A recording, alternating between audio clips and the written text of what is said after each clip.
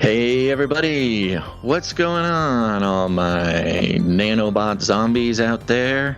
Can't believe it, it happened early. We were rushing around to try to get going so we could... Lo and behold, it happened early. Well, I hope everybody's still in the right mind out there and the nanobots are doing their job, but we still got a show to do. The show must go on. So thanks for being here. Who do we got? We got Liar Bliss, Lucky Luciano, One Lousy Petunia, Dr. Whodundat, Dadalorian, okay, Annette, hello, Burf is in the house, Santa Wears Brown on Twitch. I'm glad you're here. Stefan, Night of the Hungry Panda. Oh, we got Sir Darren in the house. Over on Rumble, we got Bibuzuzu and K December 22. What's going on, folks? Glad you are here. That's right. Okay. Well, nuts. We wanted to have the alert on the show. We were so close. But maybe we'll be live for one of us to keel over or get Ebola or turn into a zombie or something, and that'll be fun. Remember, everybody, you can produce the show at canarycry.support. You can create some art for us and go to canarycry.art. If you want to leave us a pre-show prayer or a message or a question or whatever, go to canarycrynewstalk.com and look for that green tab on the bottom of the right-hand side and click it. You can leave us a message. That's always fun. Other than that, folks, I think we're going to get this show started right now.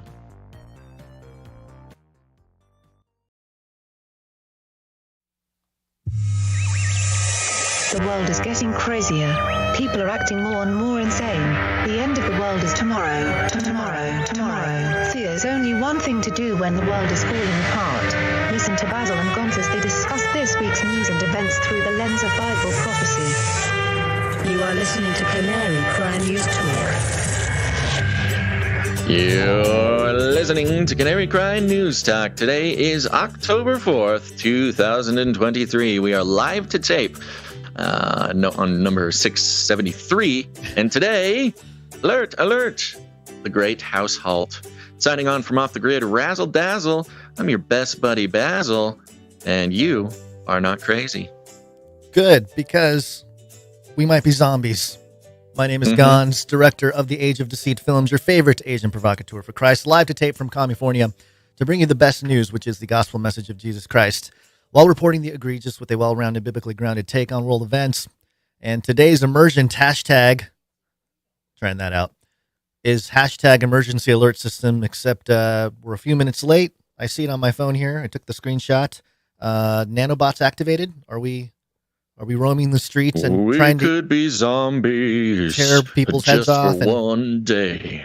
Are people doing, Michael Jackson music videos coming to life on the streets? Maybe of New York. I think maybe that is happening in New York. Anybody listening in New York? No. Anybody? Okay. Anybody? It's the mayor. The mayor listens. Yeah, it's fun to watch Twitter just immediately meltdown. And here's the thing, folks. It came 2 minutes early. Supposed to be at 11:20 East Western time, Pacific time, and popped off at 11:18.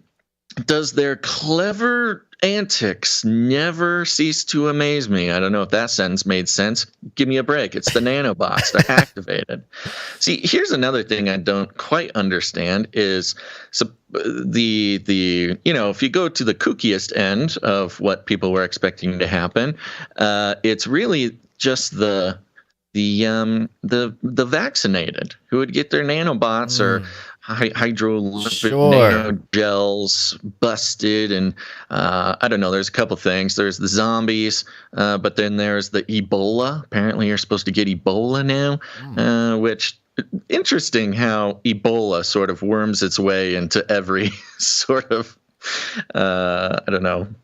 urgent issue, whether it's Burning Man getting some rain or the emergency alert system. Well, it's a narrative that's out there. I've seen people make their predictions on X Twitter, sharing their receipts about how Ebola is the next thing after COVID. Mm-hmm. And so anytime Ebola is brought up, those people wave their hand and, I don't know, get some cred, street cred, online street cred in the 5th generation war. But we got to give a disclaimer because, they don't like us on the internet. So might as well tell them how to not to think about us. It's time for a disclaimer. Now listen up, YouTube. That's right. And just for all the content moderators and censorship managers out there, be they robots or humans, everything you hear on this show comes directly from the mainstream corporate news media. We do not claim to be experts on healthcare, geopolitics, military strategy, corporate law, or the moral and ethical implications of any of these topics, nor do we implicitly or explicitly support or subscribe to any sources or narratives containing misinformation, disinformation, or malinformation, as defined by the Department of Homeland Security. We're good boys. All right, YouTube, we're good boys. That's right. Let me give you a rundown. Oh, look, here's Basil. Let me bring you up to speed. That's right, folks. We're starting out with some politics. A kind of like the pandemic, a once-in-a-lifetime event. It's never happened before, but the House Speaker has been vacated. He's on vacation. Let's see what happens there. That is all wrapped up in a bunch of other little tidbits. Will Trump become the House Speaker? Did Nancy Pelosi just become homeless? I don't know. We'll be exploring all of it at the top of the show here. And then, so the European producers don't feel left out, we are reporting on the most important EU statute that has ever existed. That is the bendy banana regulation, which is real. Then Flippy will be checking in. American robot exceptionalism is at risk. South Korea has a rival to old Flippy. Is it time to take sides? Possibly. Then we'll be checking in with some 33 updates popping up in some pretty big stories. You've seen the big windowless building in New York. What could it possibly be? Well, enough about that. Mayor Adams becoming, let's say he's being honored by his favorite secret society. And then we'll do some breakdowns on what's going on with Wells Fargo. And at the end of the show, Antarctica, a sanctuary for peace. But first, Guns, our lead stories. Politics to kick it off. Poly. It's Latin for many. Tick. Now suck your blood. Now suck Politics. your blood. This was all over the news.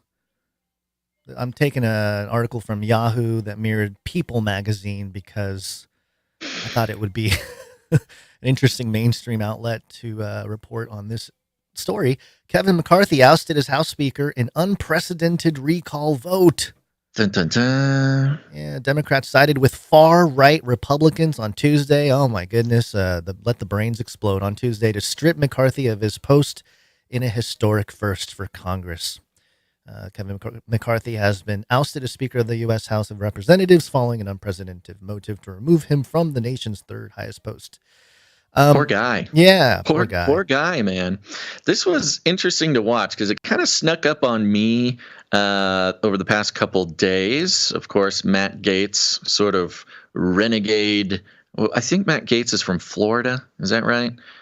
Yeah, I think Florida, so. Yes. Sort of Florida renegade Matt Gaetz went ahead and proposed to the council that the House Speaker, Kevin McCarthy, is done. We're done. Now, if you remember, Kevin McCarthy's, rise to power as Speaker was maybe the messiest process that's ever happened. It took them 15 different votes to get Kevin in there, and people were pretty resistant to it. Since then, it's just been sort of a bumbling snowball effect where suspicion has risen and his gaffes and sort of unlikable virtues have been blaring for I think it was like a year, maybe 2 years. Yeah.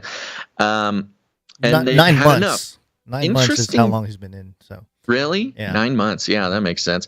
Now, this hasn't happened forever. It's never happened. This is the first time in American history that the speaker chair has been vacated. We're breaking records. Records are made to be broken. History, baby.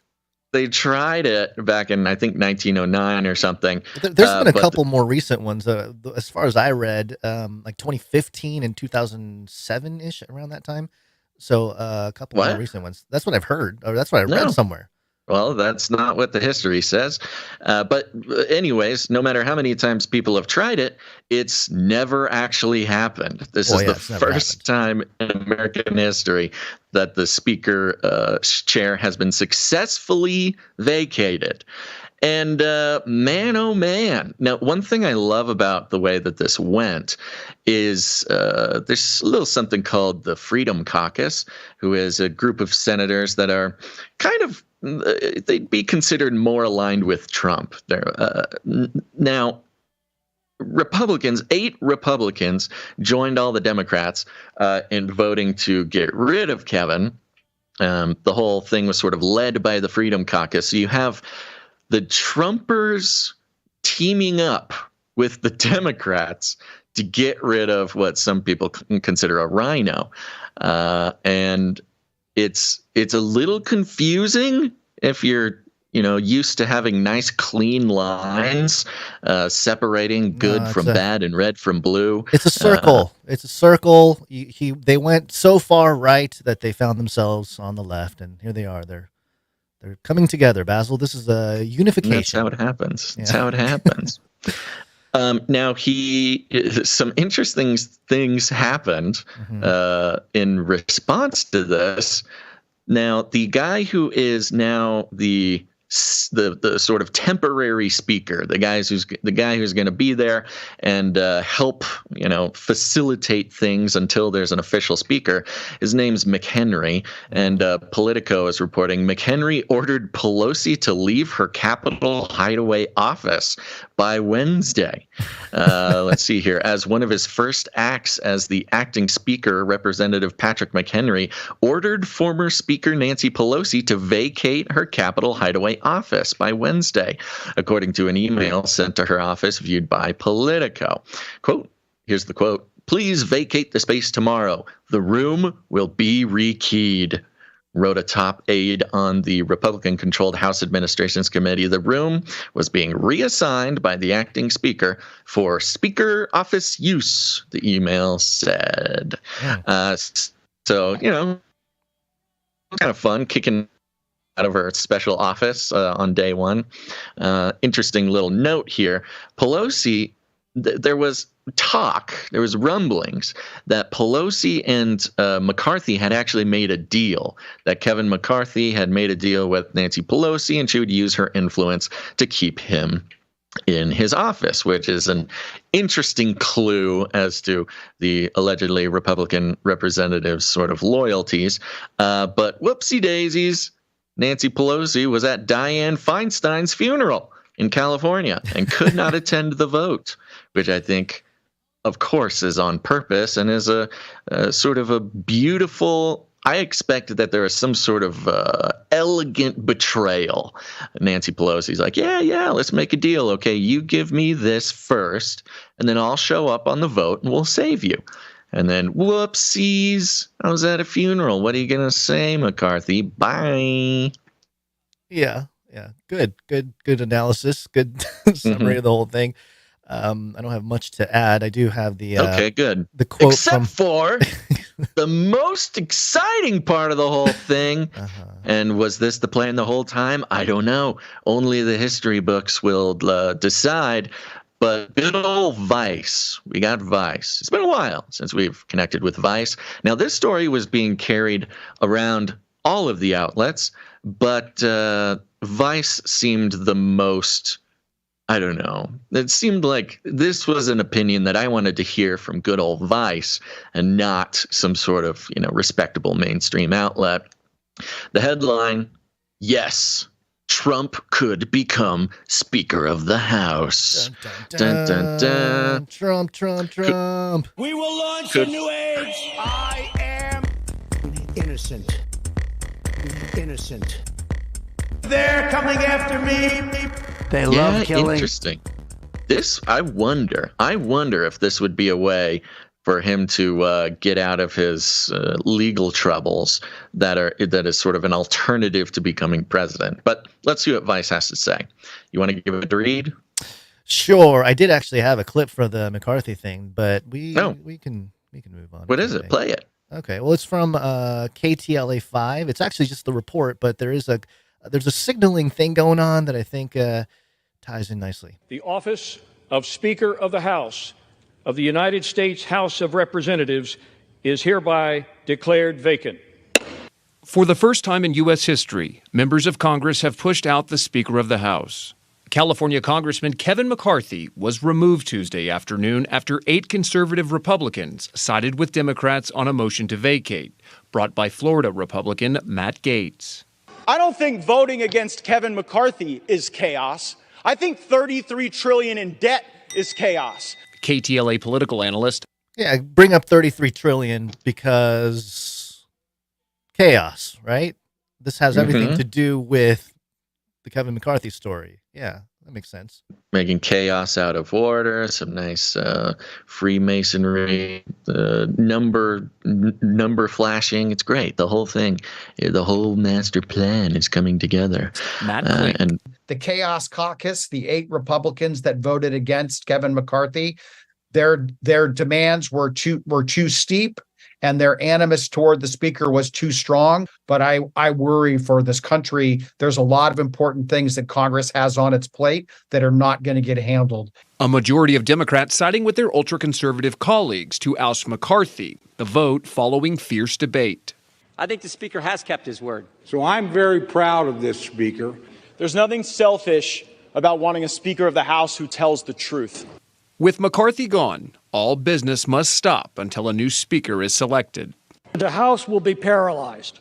We can expect week after week of fruitless ballots while no other business can be conducted. North Carolina Republican Patrick McHenry will become the interim speaker while Republicans determine their next moves. Congress is now at a standstill of sorts because the House cannot do anything until it chooses its next speaker. That includes passing a spending bill to avert another government shutdown in about 40 days. So we got another one looming, and I thought it was interesting timing. Of course, the government shutdown conversation didn't happen, and then there was a sort of a quasi shutdown here of part of the government because of this whole situation. Yeah. I was having a great time talking to my journalist buddy about this because he just shuts down anything I have to talk about. But when it's about Republicans, he's all down with agreeing with my conspiracy theories. I suspect what was happening was the Republicans were threatening to shut down the government in order to get some concessions, make some deals. Right? Yeah. Again, similar to the Pelosi thing, I think they made those deals, averted the shutdown, but then voting out their own guy as this other sneaky roundabout way to totally shut down any governing. Because, I think they said in the clip there, but now that there's no, the alert system activated my tummy nanobots. The show I was going to say, you're, something activated in your tummy there. Yeah. So after they, made their deals and got their concessions, then they turn around, vote out their own guy, totally shut down the House. Anyways, and then bring in Trump and then baptize Trump of all his legal woes. It feels like that there is some sort of grand conspiracy taking place to get Trump into the speakership. But, we won't know it until it happens. Yeah, but it's a very fun series of events. Yeah. And to happen on the same day as the national emergency alert thing. And then also very strange. Also the 10-4, receiving the message. So there's a lot of layers today going on on October 4th here. I actually think that this has to do, and I want to play just for the sake of documenting it and remembering, just to kind of focusing in on a theme that we've talked about here for many years, and that's the stuff that Manly P. Hall said. He's a Freemason, occultist, author, In 1990, it was one of his last speeches that he made at the Scottish Rite Freemasonry temple, I think, in Los Angeles. And he had a few things to say here. And I feel like he laid out the blueprint and they're just following it, like the Freemasons are following it. And this will tie into the story about Mayor Eric Adams a little later on. So having to do with Freemasonry, the number 33, we have the 33-degree Freemasons. Just a couple minutes of Manly P. Hall as a reminder as to the agenda that we're seeing unfold here. The cleanup job of the government and all the shakeup happening, it seems coordinated. Again, Manly P. Hall from 1990. The 21st century has a strange reminiscence to the 21st year of a person's life. This is the year of the coming of age. It is at that time that theoretically the person adult is an adult. But I think it is very important that this situation should remind Freemasons that they have something to live for. They are not in something that was just an accident or an incident or for which they're paying dues. They have taken the obligations of being there when necessity arises. In the long peaceful years, they can enjoy their own way of life. But when emergency arises, it is the duty of those who are dedicated to the common good to stand firm and do that which is necessary. It is time for them to begin to work with this problem. Almost all of the secret societies of the past have been dedicated to clean up jobs. They've all come like the Knights Templars to take care of the corruptions of various beliefs and doctrines. They came to take the place of political corruption that was beyond hope. Every day, in every way, the brothers were at work, sometimes secretly but always continuously. And in the next period of time, it seems to me we have Masonry's coming of age. Whether we realize it or not, it has been with us in one way or another for over 4,000 years. It has led us through many desperate emergencies. It has given us the strength to do great things. It has given us Washington and Franklin and Jefferson. It has given us all kinds of disciplined support. It has given us great ideals and great hopes and great visions. And now comes the time when these have got to be put into action. There is no reason why there should not be a powerful reuniting of the light of Masonry in the hearts of every Freemason. It's all about the Freemasons coming of age, coming together in a time of crisis, in a time of emergency. They need to lead the way. I don't know. It just seems very relevant to today in general.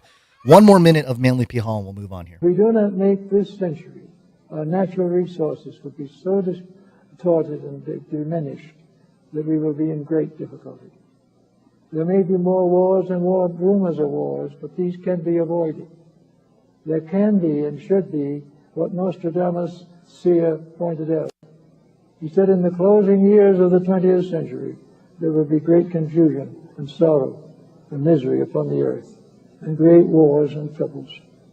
But at the beginning of the 21st century, the Paraclete, the Prince of Peace, will come, and there will be a long time when the world will be in a blessed state of understanding.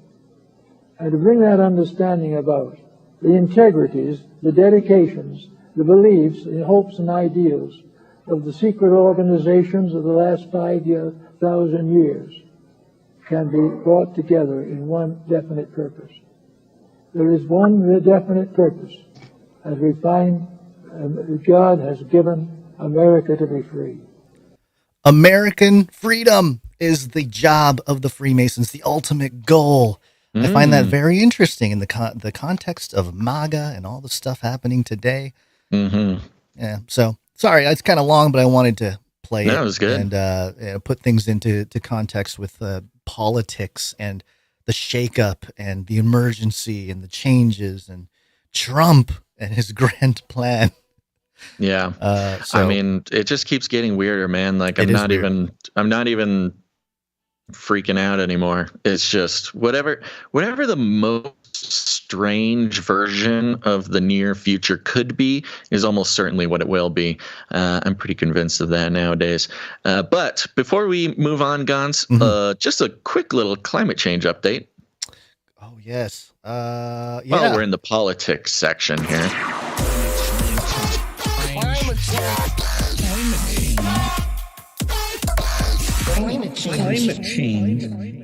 Climate change. Listen up, folks. Climate change is the reason for the season. We must base every aspect of society on climate change. And I don't know why this is connected, but somehow I just know it is. This is coming from the independent.co.uk. The headline is EU bendy bananas regulation will be dropped, says Environment Secretary. Hey. Watch out, bendy banana. You're going down. I had no idea what this is. I think most people didn't know what this is, but it's a great way to start the show. A European Union regulation on bendy bananas will be dropped. The Environment Secretary has announced in her keynote speech at the Conservative Party conference. Theresa Coffey said, "Bent or straight, it is not for the government to decide the shape of bananas you want to eat." Quote, "I just need to." This sounds like a Babylon Bee article or something. Yeah, exactly. Quote, "I just need to assure you that they are safe to eat," she told the Exchange Hall at the Manchester Central Convention Complex. The Environment Secretary also called out the green zealots who want to make people eat fake meat, which she said might only be okay for astronauts. The EU Commission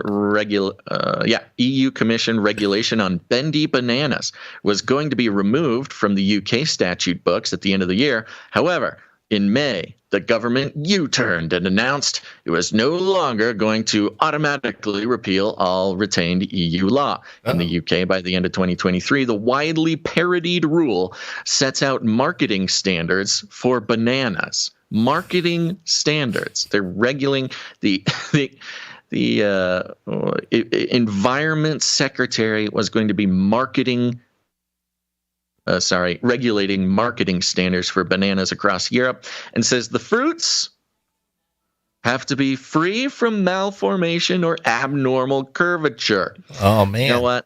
That's what you know your government is really cares for you, putting in regulations to make sure that your bananas are not too bendy, but not straight, just bendy enough.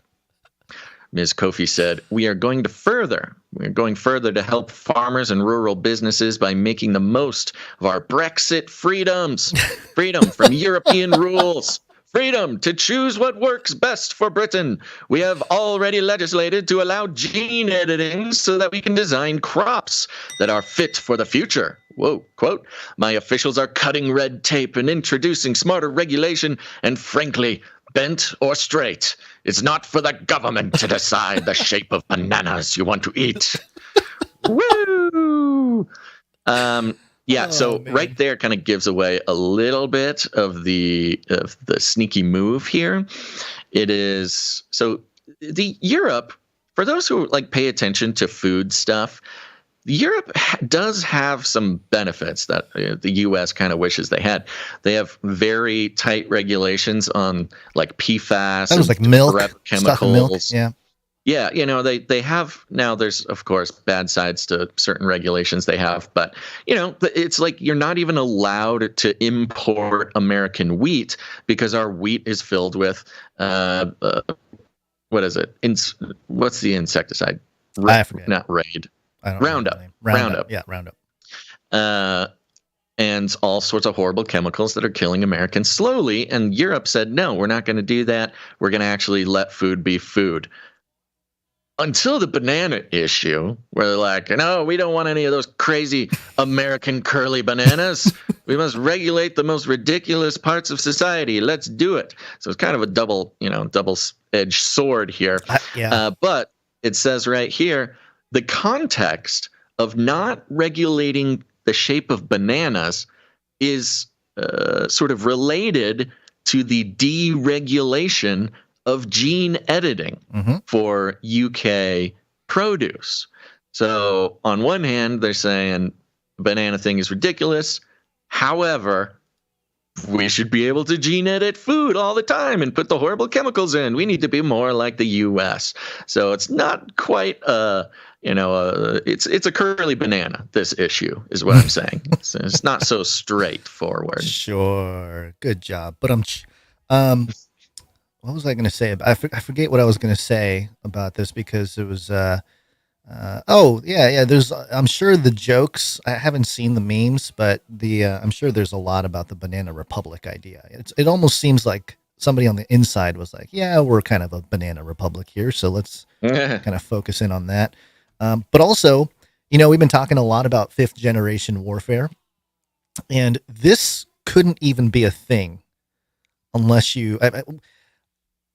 I know this is happening to you, Basil, but like every story, everything is kind of filtering through the fifth generation concept right now. Right. It's just taking over my mind anyway, which is good because it's making me dig into some pretty obscure places and research and read and do all that. So it's good. But yeah, bendy bananas, this can't even be, I mean, having this become an issue itself is sort of evidence that this type of warfare works because if you want change, you can create change, but then you can sort of manipulate the public in how they feel about it or how they should feel about it on certain issues. Right. And this is just a great example of that context as well. So as ridiculous as it is, the emergency alert system, we talk about fifth generation warfare being fought in the mind, will, and emotions of citizens. That's kind of the main battlefield. By the way, just to mention, fifth generation warfare does also include, traditional bullet fighting, but the majority of the energy goes toward weaponizing civilians against their country. Mm-hmm.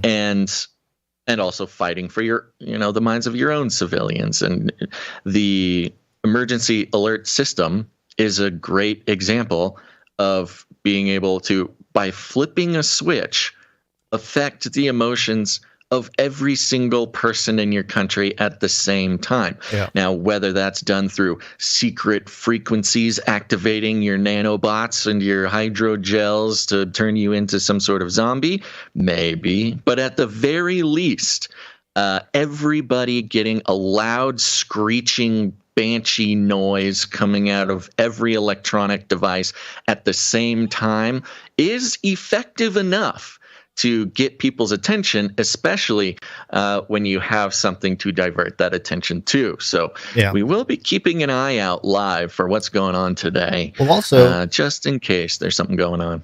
I will say that, for the people that do believe in the nanobot story and all that it's more nanoparticles. I've seen people share the Google patent and things like that. Right.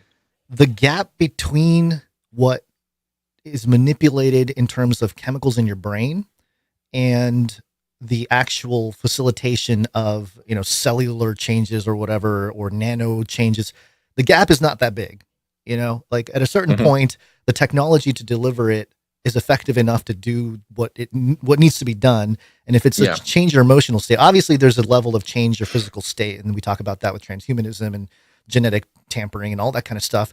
That's part of it, of course, but that's not going to be easily done to a lot of people. So you have to kind of build that up. But in terms of social effects, when you're looking at the hive mind, you're looking at the noosphere, something like the emergency alert system is just creating a blanket equilibrium amongst all the nodes in the noosphere. All the brains have this one thing that they shared in that moment, that little thing going off a couple of minutes early. The lizard person couldn't wait till 11:20 or 1:20 or whatever. And, science studies have been going on for, close to 100 years about how you can affect animals with very simple things. Just a beep, a click, just tiny little things. Yeah, I mean, it doesn't even need to be activating nanobots, although who knows, maybe it is, I don't know. But even the very act of blasting everybody with an annoying sound, I mean, I didn't turn into a zombie. Yeah, neither did I. There's medical reasons for that. Nobody was expecting me to turn into a zombie unless someone sneaky got me. But I'm not gonna lie, it might have been because we were kind of stressed rushing around to try to get the show started before the alert. Yeah, no, that's my experience of the whole thing. I walked away from my phone right when it happened. I went to the restroom. So I didn't bring my phone in, so I didn't actually have the thing. But then, once it happened, I heard my wife's phone go off. Once it happened, it was like, oh, okay, well, I guess I can relax for a moment because we were trying to. My anxiety was going live before it went off. So it had nothing to do with the actual thing. We were stressing out. We were trying to run around. We're like, we gotta be live. We gotta be live for the alert. And then it came 2 minutes early, which is like, okay. Not that we would have made it on time. No, we wouldn't have made it. But it was kind of interesting. Like, oh, you think you're going to turn off your phone, huh? Yeah. Well, take this. That's true. Maybe the sentiment analysis was, too many people are going to turn off their phones. So, especially the minute before or something like that. So you catch them right before. Yeah. Possible. But when it went off, I did have a reaction to it. I was like, I was stressing out. I was running around. I was trying to get the show started. And then it goes, and I'm like, no. And then my vision went black, and then I woke up on the floor, and then I heard this voice in my head saying, vote in the for metaverse. Biden. Just normal what if stuff that like is that. Truly the that would really be an indicator that this thing worked, when all of a sudden people you'd never think would start to vote for Biden. I started supporting the war in Ukraine. Oh yeah. That would be. People can't tell if it's a shtick or not anymore. Yeah. I started looking up drag queens story hours so I could go to my local library. Yikes. Support the cause. I know. Let's not go there. Who knew that the alert system would be so effective? Yeah. All right, Gons. With that, we got to remind everybody what day it is, man. It is Wednesday, my dudes.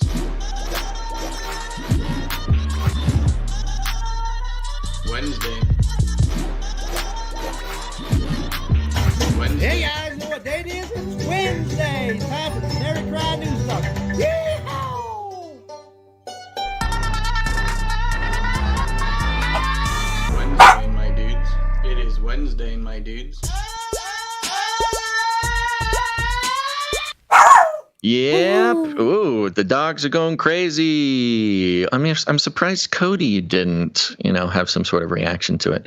Or did he? Zombie dog? I don't know. Maybe, we'll find out. He's turning gray right now.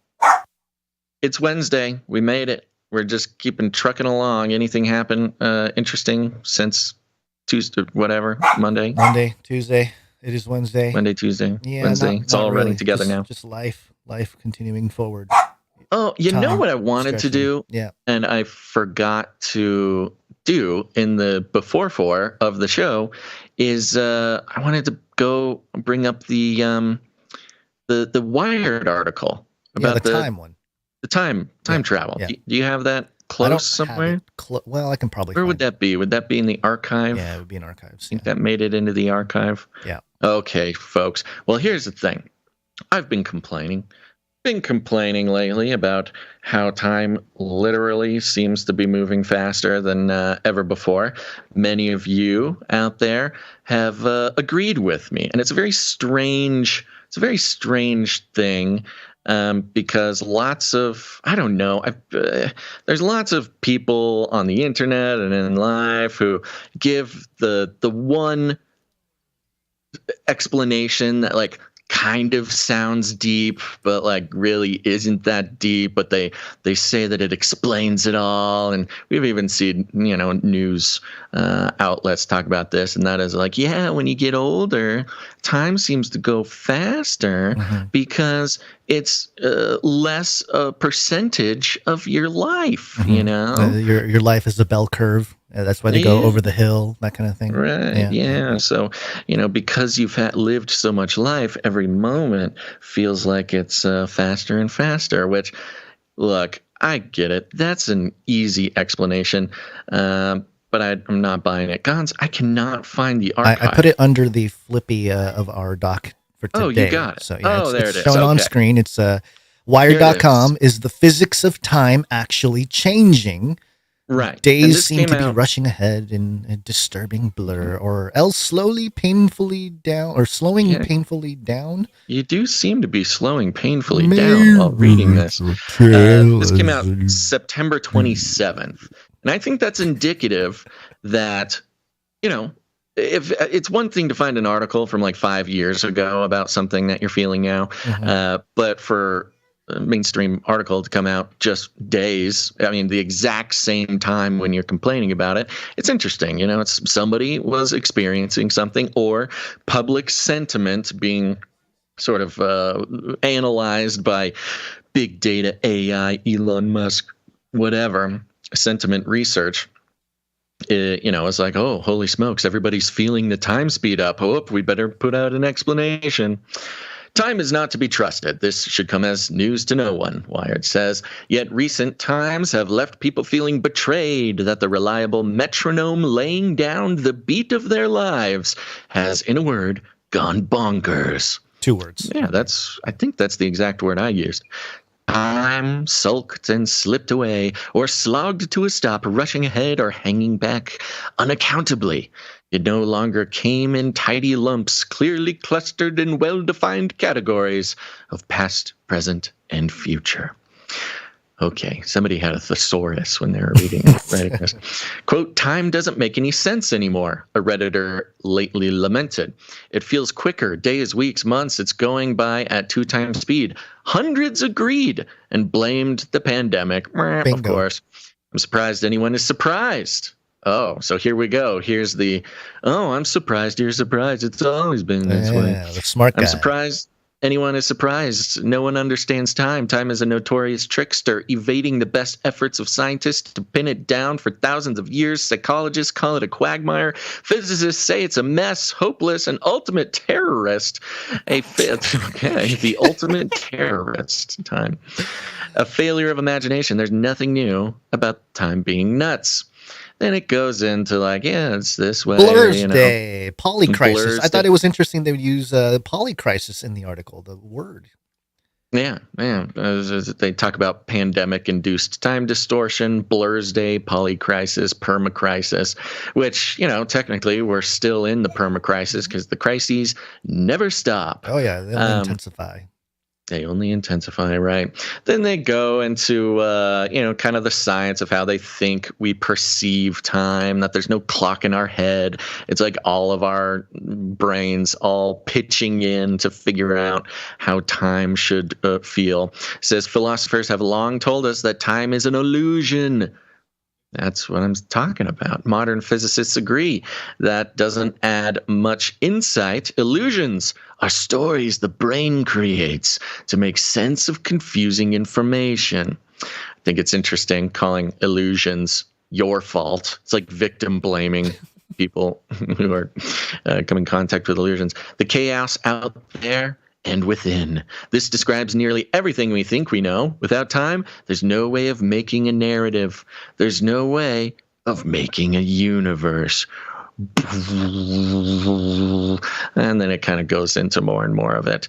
And man, oh man, is this a dense and extraordinarily long article. It's almost as if they were trying to make time feel slower simply by blabbing and blabbing on. I was going to say, talk about the changing of times and seasons of the Antichrist. Maybe he's literally slowing down time or speeding it up or whatever it is, especially with CERN popping up back on, for the third run. So maybe things are getting wonky. Did I lose you? Saturn worship, Saturn logos, occult elite Saturn worship. Saturn, I believe, one of his domains was time. That's so right. who knows? Maybe he's getting the occultists involved in this. But anyways, there you go. As usual, I just want to remind everybody that they're not crazy. We are just victims of very powerful propaganda, narrative crafting, worldview crafting wizards who are here to control our perception of everything. And with that, I think it's time to thank executive producers, Gons. Executive producers. Yeah. Value for value model, folks. We take no money from corporations, cartels, or commies. Nope. We only exist because of producers of this show, and those producers are you. And you can produce the show with your time, your talent, or your treasure. And remember, be very grateful. I am very grateful, and we should all be very grateful to the people that we name during the producer segments, because they are literally the ones keeping this show alive. They are personally responsible for this show existing. And that could be you. It could be you too. In a way, the value for value model calls for anyone who gets value and wants to continue getting value to put some value in. It seems like an ancient concept, a biblical concept, and yet we've been very well trained from childhood to believe that corporations should be the one producing media.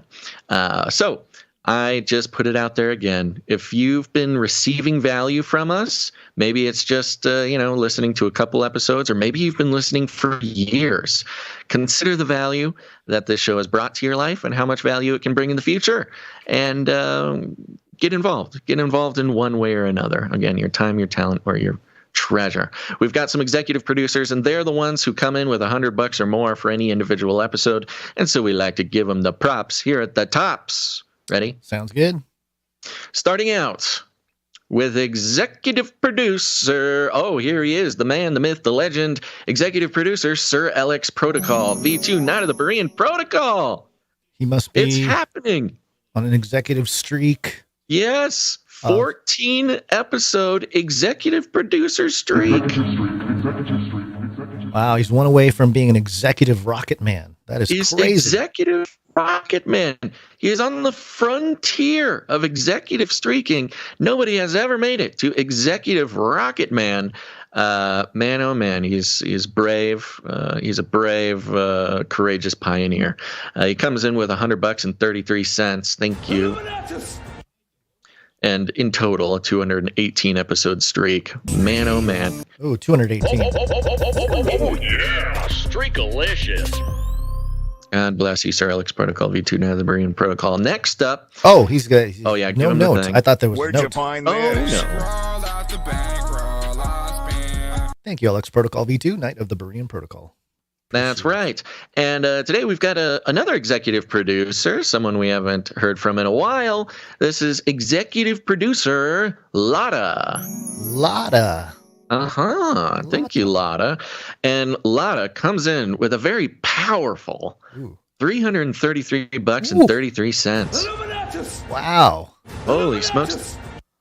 There's a lot of numbers. The emergency alert system must have worked. It worked was actually a lot. us. Yes, we are sending out the signals to get executive producers. Thank you so much, executive producer Lotta. Has a note here. Loved the Burning Man episode. Hey. Whee! Thank you very much. So glad to hear that. And love all the rest that you do. May the King of the universe strengthen your hearts, bodies, and minds today and always. Psalm 118:17. Lotta. Thank you. Thank you very much. Very good to hear from you. Thank you for your generous producership. And yes, what a lovely word of encouragement for us. Yep. Thank you very much. Where'd you find this? And a good advertisement for the Burning Man episode. If you're out there, dear listener, and you've not listened to it yet, go check it out. If you're listening to the RSS feed, it's just a few episodes back. What were Christians doing at Burning Man? But you could also just search what were Christians doing at Burning Man CCNT. You will find it. It's on the CCR thank you so feed much. Too. Yeah, it's all over the place. Yeah. Okay, that concludes our list. Conclist. Yes, the concluded list is the conclist. Yeah, concludes our list of executive producers. Thank you so much for your faithfulness for keeping the show going. You know, the list of other producers is quite short, so I think if we can pack them in right now, then we can keep moving later. Sure. Okay, these are other producers who came in to support the show. We thank them very much, and we're starting out with producer Heap of Trouble. Heap of Trouble. Yeah, Heap of Trouble comes in for 11/11 and is on a 3-episode streak. 11. He's heating There he He's goes. heating up. There he goes. Heap of trouble. Heap of I trouble. wonder if we owe Heap of Trouble a demooching. Just a quick tip for everybody. If it's your first time producing, mention that. Say that is the case, and we'll give you a very special demooching. We don't want to offend anybody by giving them a demooching they don't deserve. But there you go. Okay, and of course, we have a wonderful producership from Sir Marty Kane out of the wrong timeline. Hey, there he is, Sir Marty K. Thank you very much. Yeah, it comes in for 3333. Mm-hmm. On a streak, and right? he is also on a streak, yes. 3-episode streak. He's heating up. There you go. Okay, you sent a note here. It says, hey, fellas and my fellow Canarians, Tuesday, the 3rd of October, was the opening day for the Danish Parliament. Have you opened his email, Guns? I have not. You should open that real quick and see if there's anything we can do about what he sent. Was the opening day for the Danish Parliament after their woman's long summer vacation. So I took a day off and went there to get some LOLs from all the Yahoos who were there, and to see if I could get a selfie with my new Facebook friend. LOL. Yes, his new Facebook friend is, I think is pronounced Mata, the new prime minister. I could get a selfie with my new Facebook friend. LOL. So here are 19 sec of boots on the ground video recording. Very clever. And just so everybody can get the joke. He is producing in Swedish kroner, whose acronym is SEK. 19 sec equals 3333 about. And he sent us 19 seconds video. It goes deep. The messaging goes deep. And he says at the end here, and for you Americanos, getting a selfie with Mata is like getting a selfie with Hillary. Back in the day when Hillary was a looker too. LMAO. Yours truly, Marty K. Thank you very much, Sir Marty K. Out of the wrong timeline. Yeah. Are you seeing those little clips he Yes, sent I in? am queuing them up now. Let me just make sure the sound Hopefully there's is no not bad words muted. because we have not listened to them. Marty That's true. K. We have not betray us. Marty K. All right, here we go. This is the first one. Let me actually, I don't know that there's much sound here. Let me make sure the video is on. Let's see. Here we go. All right. Here we go. Yeah, I see. Here we go. Video Is there zooming in. sound? Yeah. I mean, it's turned not up. I can hear hearing I can hear a little bit of noise. I don't think there's any words really spoken. I'm I'm not sure what I'm looking at here. I can't tell if those are supporters or protesters. They're just kind of hanging out. There's big balls outside the official government building there, and there's hundreds of people sort of looped around the block. I can't tell if they're standing in line or picket lining or something like that, but apparently it's a pretty big hullabaloo. Wow, a lot of European-style vans zooming around. Oh, you Europeans love your vans. There's a second video about 8 seconds long. Maybe that one zooms in to the subject in question. Okay. Is that her walking in around? Is that supposed to be her? I can't tell what's happening. Is that her walking in? Is that the greeting know. party? Okay. Well, hey, we got boots on the ground. Are you hearing any sound on this or no? Yeah, just some light sound in the background. I mean, okay. Nothing. Yeah, I don't think there's. I don't think there's no chanting. Yeah. No screams. No explosions. No Swedish curse words. Not that I can see. Okay, great. Thank you very much, Sir Marty Kane, out of the wrong timeline, coming in with that boots on the ground report. We appreciate that very much. Yep, thank you. And that concludes the list of financial producers came in above $7.77. We got a few people who came in under that amount, and we'll thank them now. Starting with Doctor Who Dundat, 13 episodes in a row. Hey, thank you very much, Doctor Who Dundat. Yeah, we got Veronica D with 313 episodes in a row. Veronica D, there you go. Thank you. Sir Scott Knight of Truth, 338 episodes in a row. Thank you, Sir Scott Knight of Truth. We got the one and only Sir Casey the Shield Knight, 352. Sir Casey. Sir Casey the Shield Knight. That's right. Thank you very much, Sir Casey. We got Dan Gale, Canary Whisperer, and Lady of X's and O's, 310 episodes in a row. Thank you. And, of course, Sir Morv, Knight of the Burning Chariots, 286 in a row. There we go. Streakers keep on streaking, baby. Thank you so much to all of our financial producers. I hope everyone out there internalizes the impact that these lovely people are having on all of our lives. They are the ones keeping this show alive. And you can too by going to canarycry.support. Canarycry.support. Quick note, John? I don't know why I called you John. The nanobots are definitely activated in your brain, bro. What's going on? Quick note, Gons. Let's see here. It looks like Chili Peen in the chat, his emergency system alarm just keeps going off. He's had 4 of those emergency alerts go off. Oh no. Targeted. Yeah. Targeted. Nanobots. Throw that phone into the lake. Yeah. Run the opposite direction. Is I got 4 on my personal phone. I have like 7 other active devices, and they went off once. My poor mom was home alone, getting hit by them. Interesting. So he just keeps repeating. He must be a target. They're like, why aren't the nanobots working? Get them again. Get them again. Come on, nanobots. Let's go. All right. Speaking of nanobots, Gons, let's check in with Flippy. What do you think? Oh, okay. Sure. Flippy, here we go. Where is he? There he is. Be here, Flippy. Flippy update. Do you want fries with that? Be here now, Flippy. Flippy is our colloquial name for the disembodied robot arms that are taking our jobs, enslaving our children, and flirting with our spouses. And resurrecting our relatives. Yes, and resurrecting grandma in the metaverse. We use talking about Flippy as a way to explore the new, fun, and exciting ways robots are taking over the world, and how there's nothing we can do about it, of course. Flippy Update, named for the trailblazing robotic arm Flippy here in the U.S., flipping burgers, changing the world one burger at a time. But you know what? Everybody wants the throne, Gons.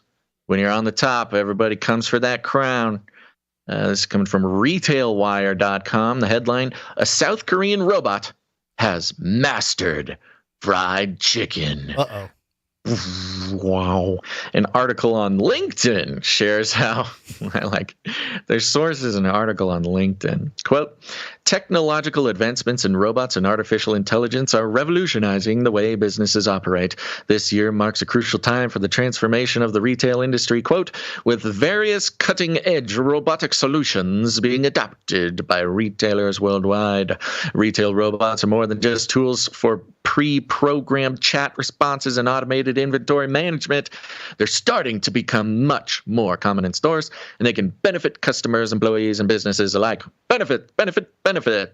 According to global technology intelligence firm ABI Research, quote, worldwide commercial robot revenue in retail stores will have compounded annual growth rate of over 25% from 2022 to 2030 and exceed $8.4 billion by 2030. And doesn't then seem that big. Seems like it would be much bigger than that by 2030. We've heard $1 trillion before.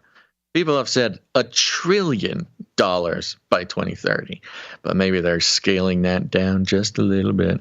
Gulf News covered a recent development in South Korea where a 38-year-old entrepreneurial woman, Kang Ji-young, built a modern fried chicken restaurant business. Without a robot, she would not have succeeded the way she has now. And listen to that very specific, very sneaky messaging to encourage you to accept the robots into society, into your life, and into your heart.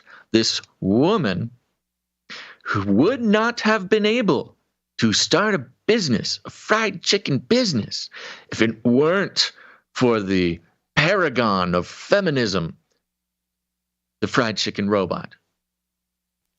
The fried chicken robot is not just a knockoff of our dear beloved Flippy, but without the robot, women would be incapable of cooking fried chicken for money.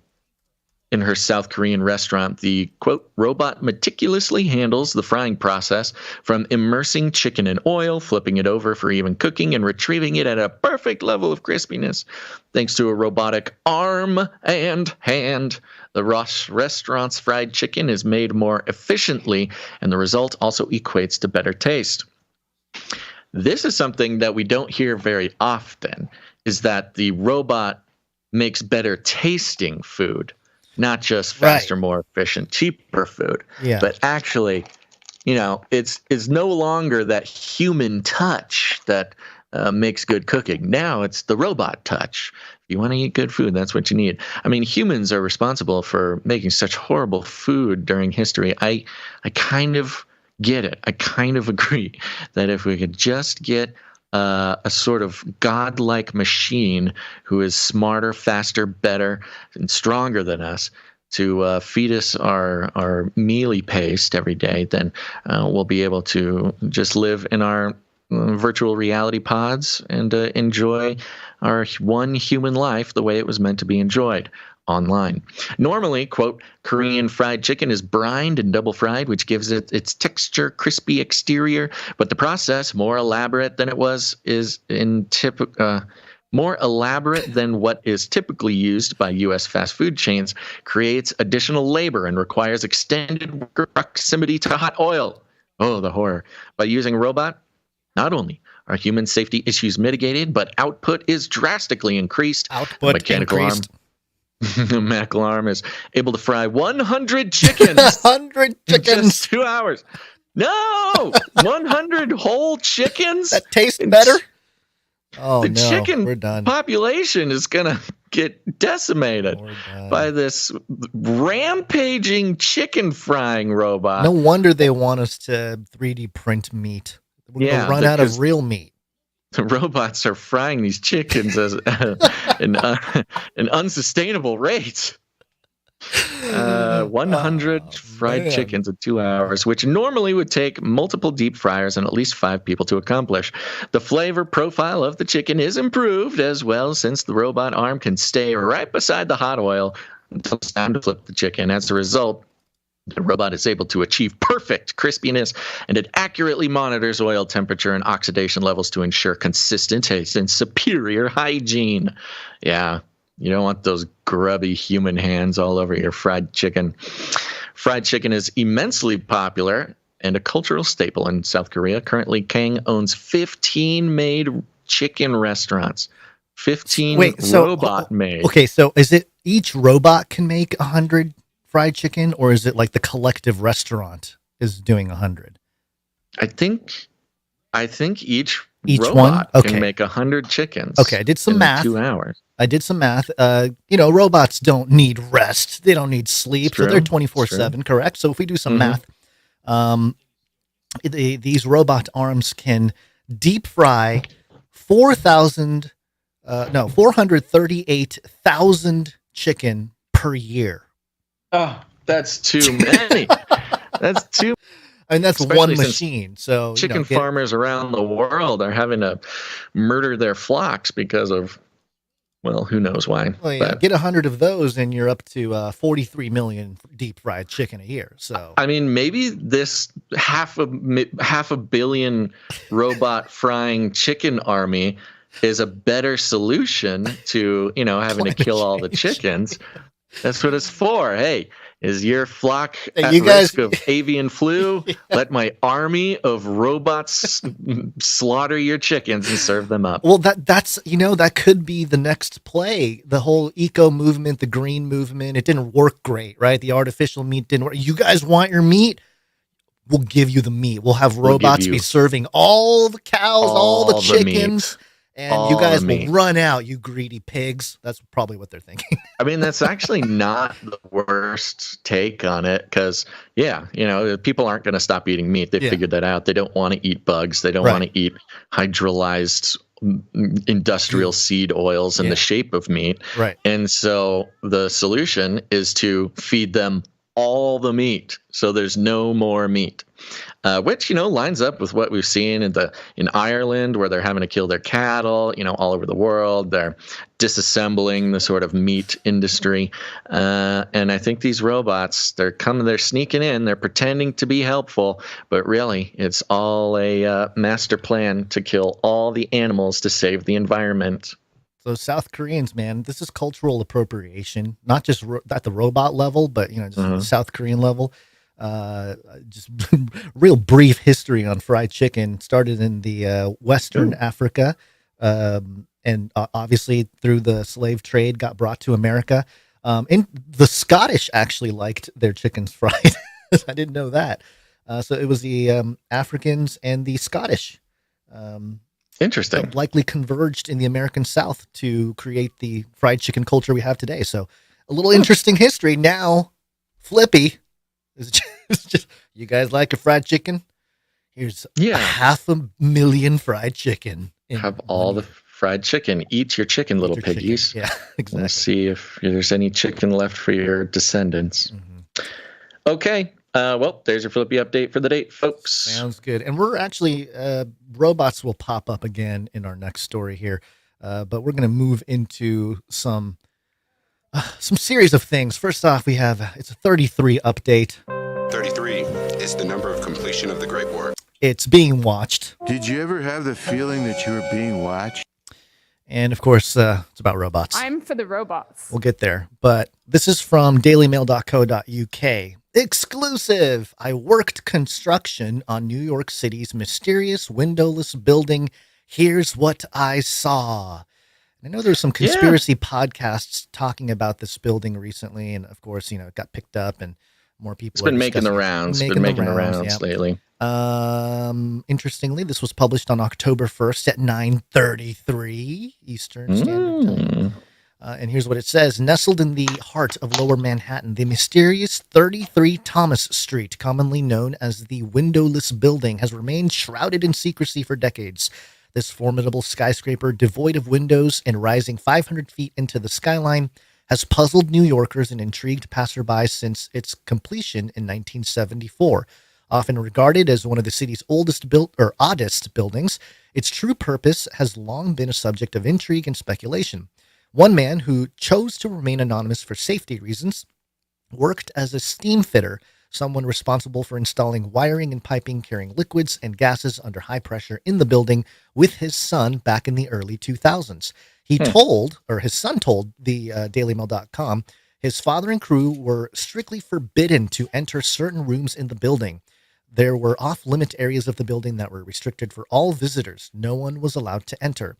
And they have a picture of the building here. And yeah, it's a windowless kind of skyscraper type thing. It looks like they used it in like Batman or something. It looks like something out of Gotham City. There's some vent-like windows about halfway up, and then another set. Mm-hmm. It looks like a real fantasy creation. It looks like a big evil tower. Right. Yeah. It's kind of like a Blade Runner. It kind of looks like a Blade Runner, very brutalist style. Yeah.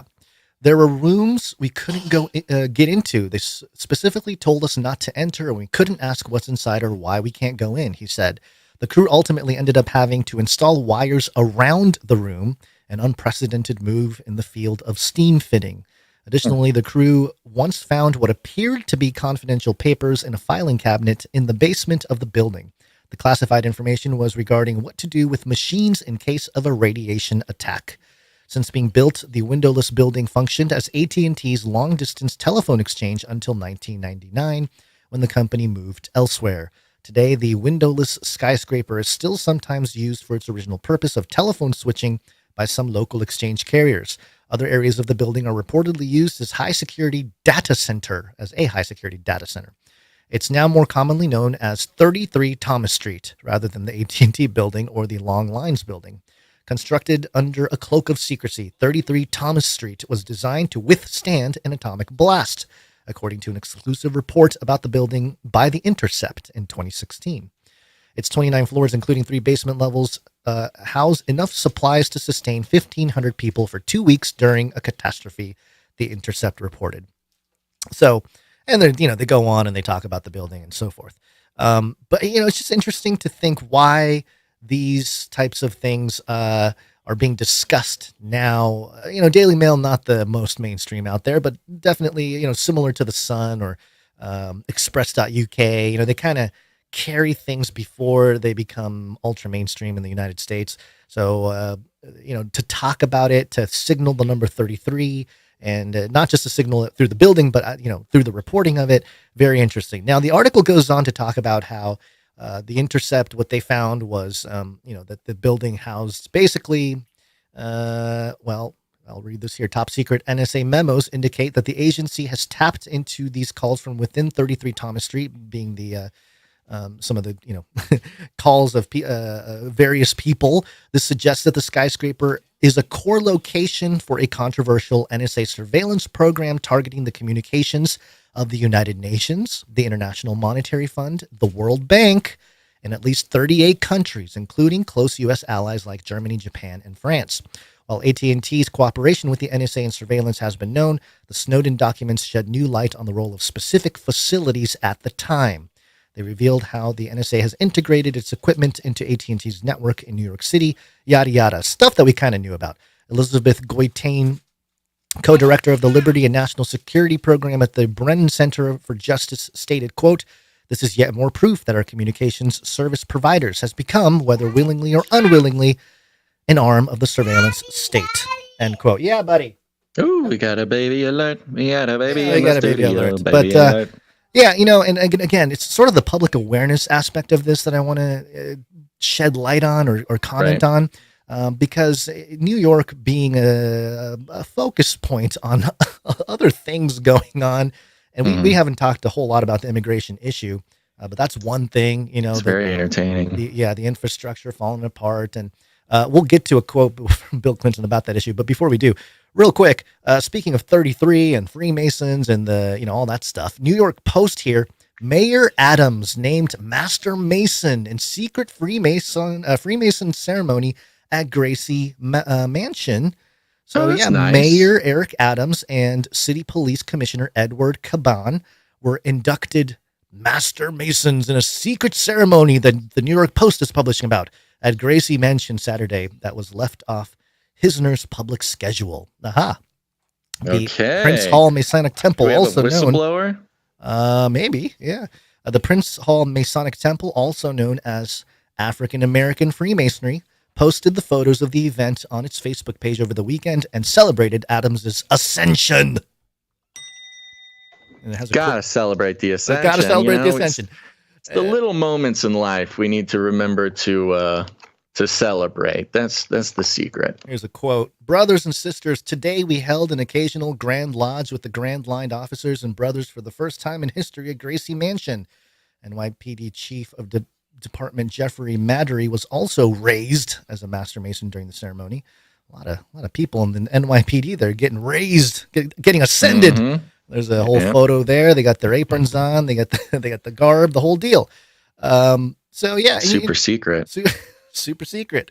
And it comes at a time, the timing of it is interesting because, of course, the story, we didn't do it, but the police robot in New York, they deployed the fully autonomous security robot on one of its subway stations. And, this is one of those Dalek looking robots that, committed suicide in a mall, a few years ago. Do you remember that story where one of these guys fell off a balcony and fell into like a pool or a little The robot fountain. jumped in the fountain. Yeah. So one of those, it's being deployed, the night scope. And so, good job, police officers in New York. You will be ascended now. And they got all the pictures and the whole deal. So it's interesting. Recently, a producer showed us, that the Illuminati was trying to recruit them on Facebook. I believe it was Sir Marty K. Yeah. And we commented on, you see these Illuminati social media accounts. They're basically scams, as far as I know. And they're always African Americans being the ones sort of like trying to recruit you. They say they can make you rich and famous. They can make you a rapper. They got to, join the Illuminati Brotherhood. And I don't know if you remember this. This was, my eyeball keeps falling off.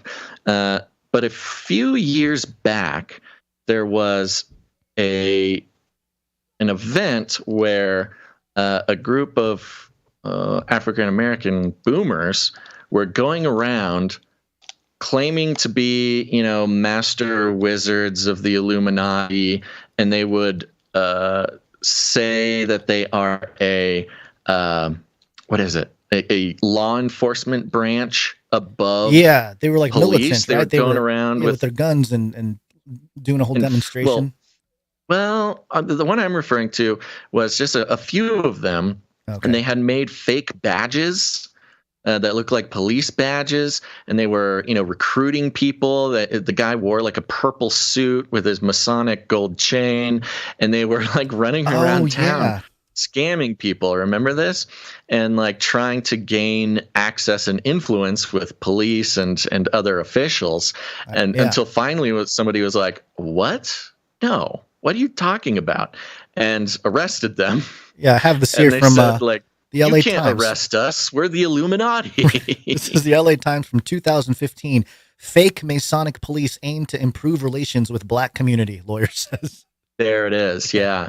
Yeah, it was really interesting. And then, anyways, I bring that up to say in this particular photo of these Freemasons being elevated to the whatever, they're all people of color. I guess three of them are black dudes, and the other one looks some other thing. I don't know. Light skinned. They call him light skinned.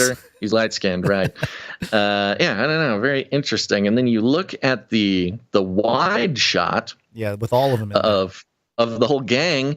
And hey, it's a pretty diverse group. Who knew that the Freemasons were so so socially acceptable with their very diverse group of honorees? I'm noticing that the necklaces that these Freemasons are wearing in the New York Post article from the one we just read, the same neck piece around the guy from the Los Angeles Times article from 2015.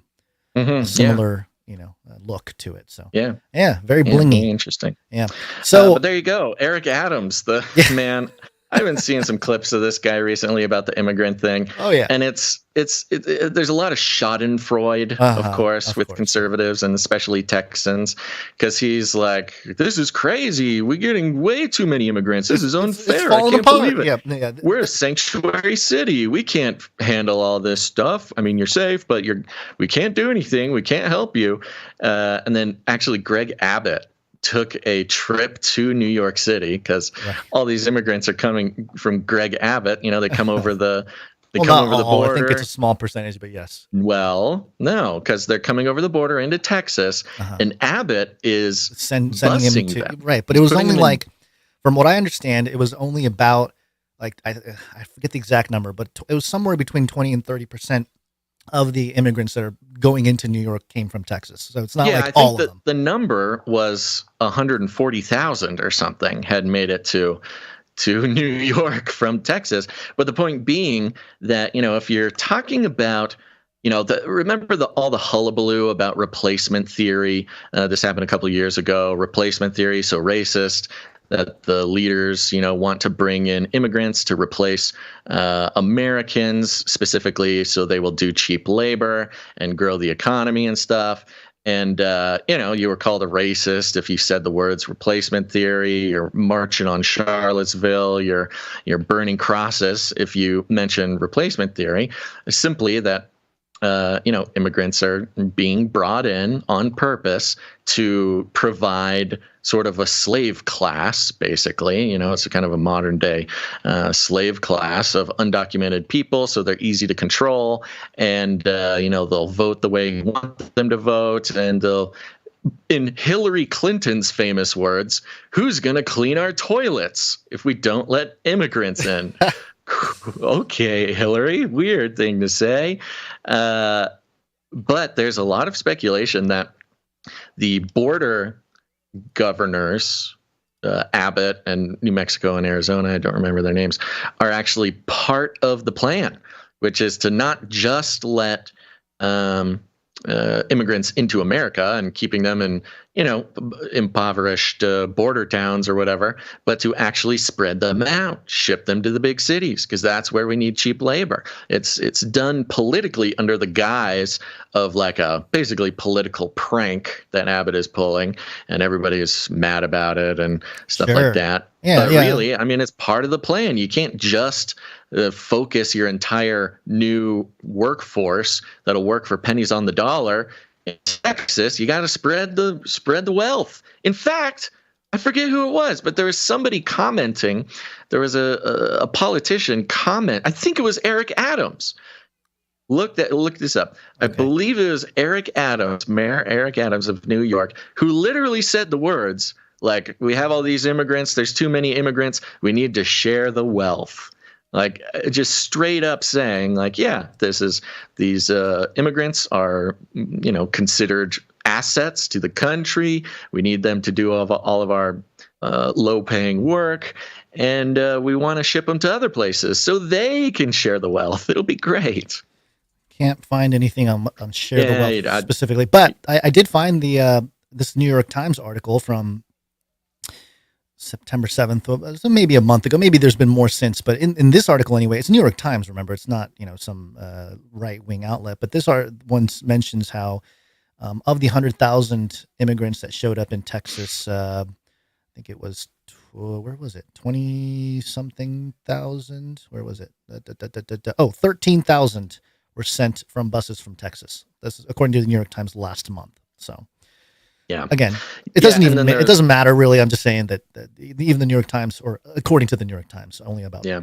I don't have all the details right in front of me. Sure. But remember the Beast train coming up? The Beast train, Absolutely. Yes. Now, I'm just going to lay this out very briefly because I don't have the details right in front of me.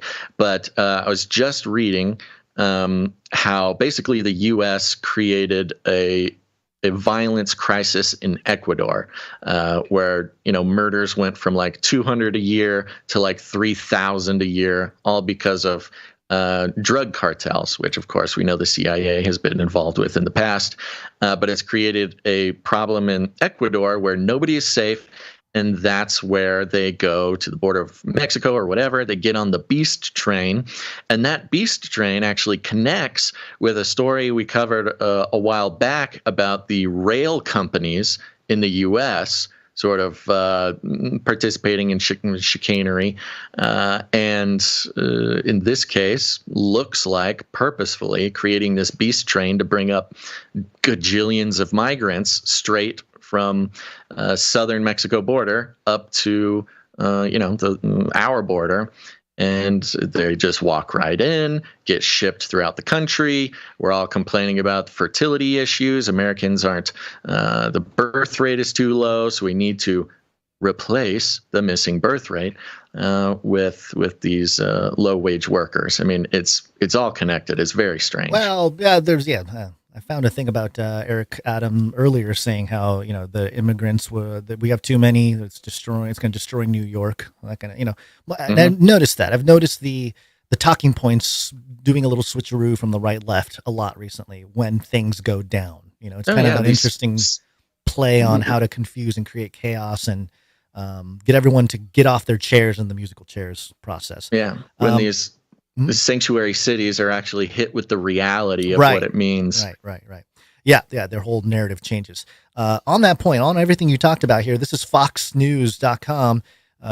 Bill Clinton calls for migrants to begin working, paying taxes, and paying their way in New York City. And Bill Clinton chiming in. Let's see. Here we go. Let's see what he says here. Former President Bill Clinton agreed with New York Governor Kathy Hochul on Saturday by arguing that New York City's right to shelter law must be changed. Quote, Governor Kathy Hochul thinks it should be modified, and it probably should under the circumstances, Clinton told radio host John Katsimatidis on 77 WABC Radio's The Cats Roundtable show, as flagged by the New York Post. Quote, it's broken. We need to fix it, Clinton said, adding that the law, quote, doesn't make any sense. The right to shelter has existed in New York for more than 40 years and requires sheltering the homeless. New York is an asylum city. Quote, they come here and we're supposed to shelter people who can't get work permits for 6 months. We need to change that, he said, noting that migrants have a right to begin, quote, paying their way in American society. Quote, they ought to work, Clinton said. Quote, they need to begin working, paying taxes, and paying their way. Most of these people have no interest in being on welfare, end quote. The former president said that America's low birth rate requires that the economy be shored up by either immigrants or machines. Immigrants or robots? Take your choice, folks. Take your pick. My goodness. And, the quiet part out loud, huh? Yeah. You know what option is not included in that I think is telling? Have more babies.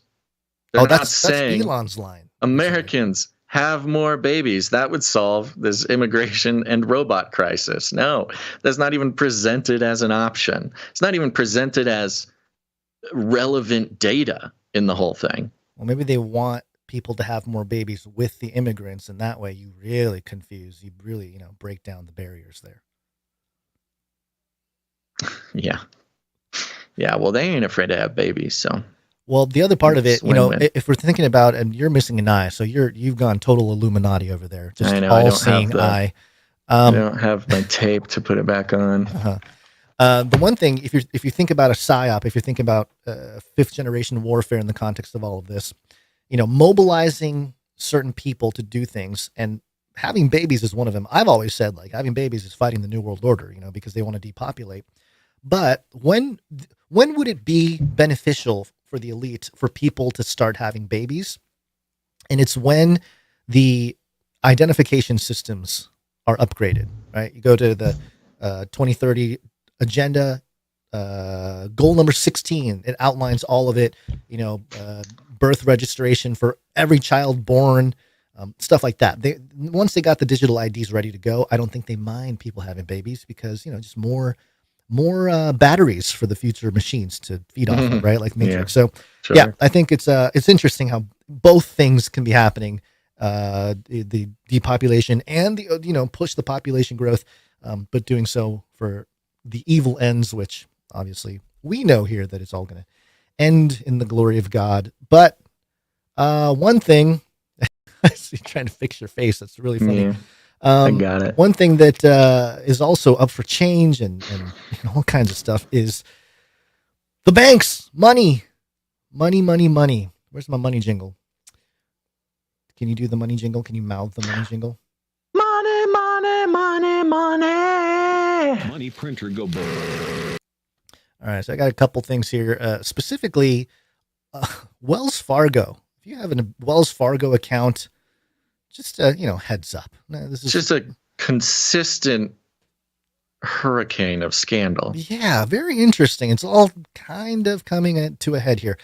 This is according to thesun.com, and then we have a couple other outlets to touch on here. But on this one, it says, bank on it. Final hours until Wells Fargo closes 2 locations as 100 are set to shut down this year.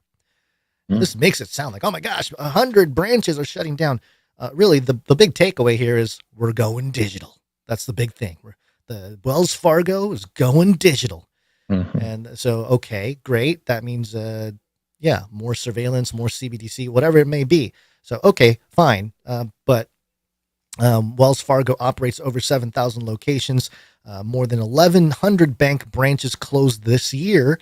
The rate of closures has intensified between 2017 and 2021. And so they expect more to shut down as time goes on here. So interesting. And again, creating the narrative and the public sentiment of anti-banks has been gaining momentum in recent years, especially post-COVID. You got the inflation issue, you got all kinds of stuff where, most people feel. I remember talking about it, but I don't know if you remember, Basil, but when 2020 was happening and during the pandemic and they were printing the money, remember they were printing the $2 trillion to hand out to everyone. And we were saying, and we're not like economic experts or anything like that, but as news commentary, we were saying, this is going to create inflation. This is actually going to affect everybody in the way they're able to, their purchasing power over time. And of course, the prices go up and it's not, they were talking about, inflation is transitory at the time. And of course it wasn't, it stayed pretty high. Yeah, the campaign to lie to the American people about the future economy was sort of one of the most, beautiful deceptions, and people actually believed them. Yeah, that's the sad part. It's kind of sort of a vaccine COVID kind of thing with the economy there too. But yeah, so we see the negative publicity surrounding Wells Fargo recently. This is Reuters from about a month ago. Former Wells Fargo executive avoids prison in fake accounts scandal. Good. The former head of Wells Fargo retail bank on Friday avoided prison time after pleading guilty to an obstruction charge related to the bank's sweeping fake accounts scandal. Carrie Tolstedt was sentenced to 3 years of probation, including 6 months of home confinement by U.S. District Judge Josephine Staten in Los Angeles. She will also pay a $100,000 fine and serve 120 hours of community service. Tolstedt, 63, pleaded guilty in March to obstructing a government probe into misconduct at San Francisco-based Wells Fargo's retail and small business lending business, which she led from 2007 to 2016, under the Obama years there, right there, starting with the crisis there too. She is the only top executive to face criminal charges over revelations starting in 2016 about Wells Fargo's sales culture, where employees opened millions of accounts and sold products that customers did not want in order to meet unrealistic sales goals. Oh, they were scamming people? No, not Wells Fargo, never.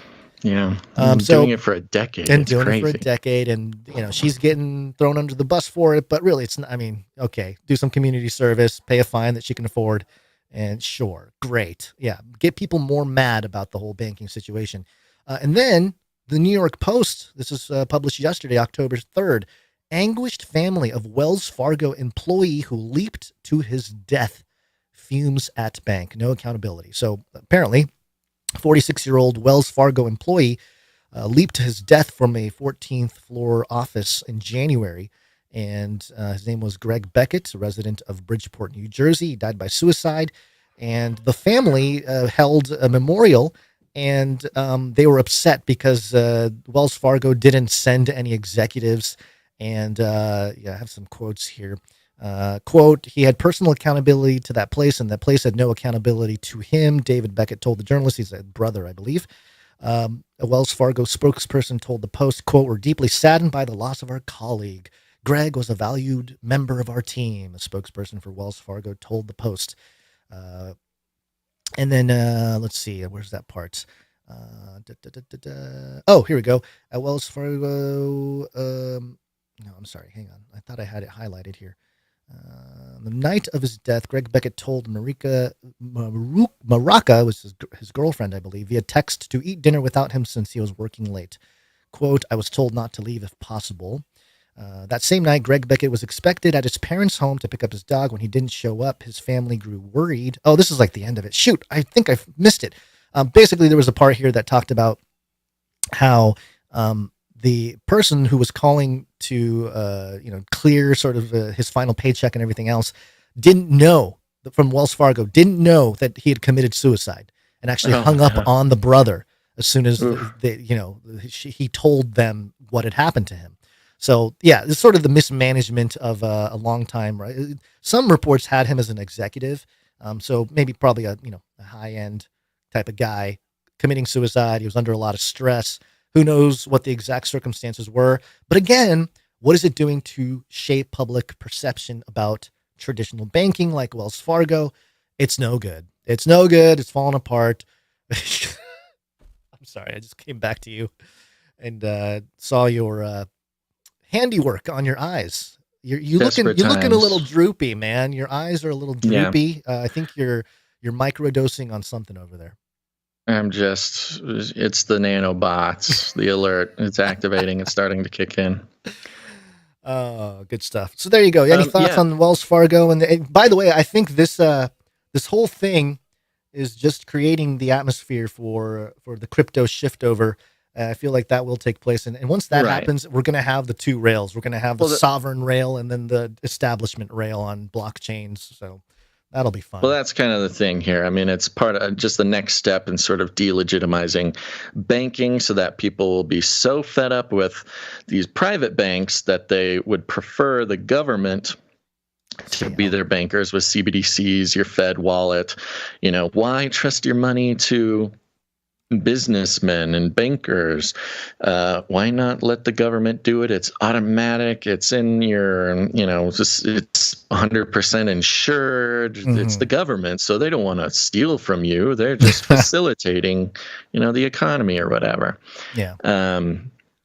Whether it's on purpose or just taking advantage of the crisis, certainly that's part of it. It is interesting, though. There's certain bills, popping up everything's halted now, but the anti-CBDC bill is making its way up the ranks that are in Washington, D.C. So, it's a political issue. I mentioned how crypto is going to be politicized this year, and it clearly has. We haven't been keeping track of it as much because, all of crypto news does that anyway, but which I think is interesting to think about. A lot of crypto news outlets, they're inherently anti-establishment.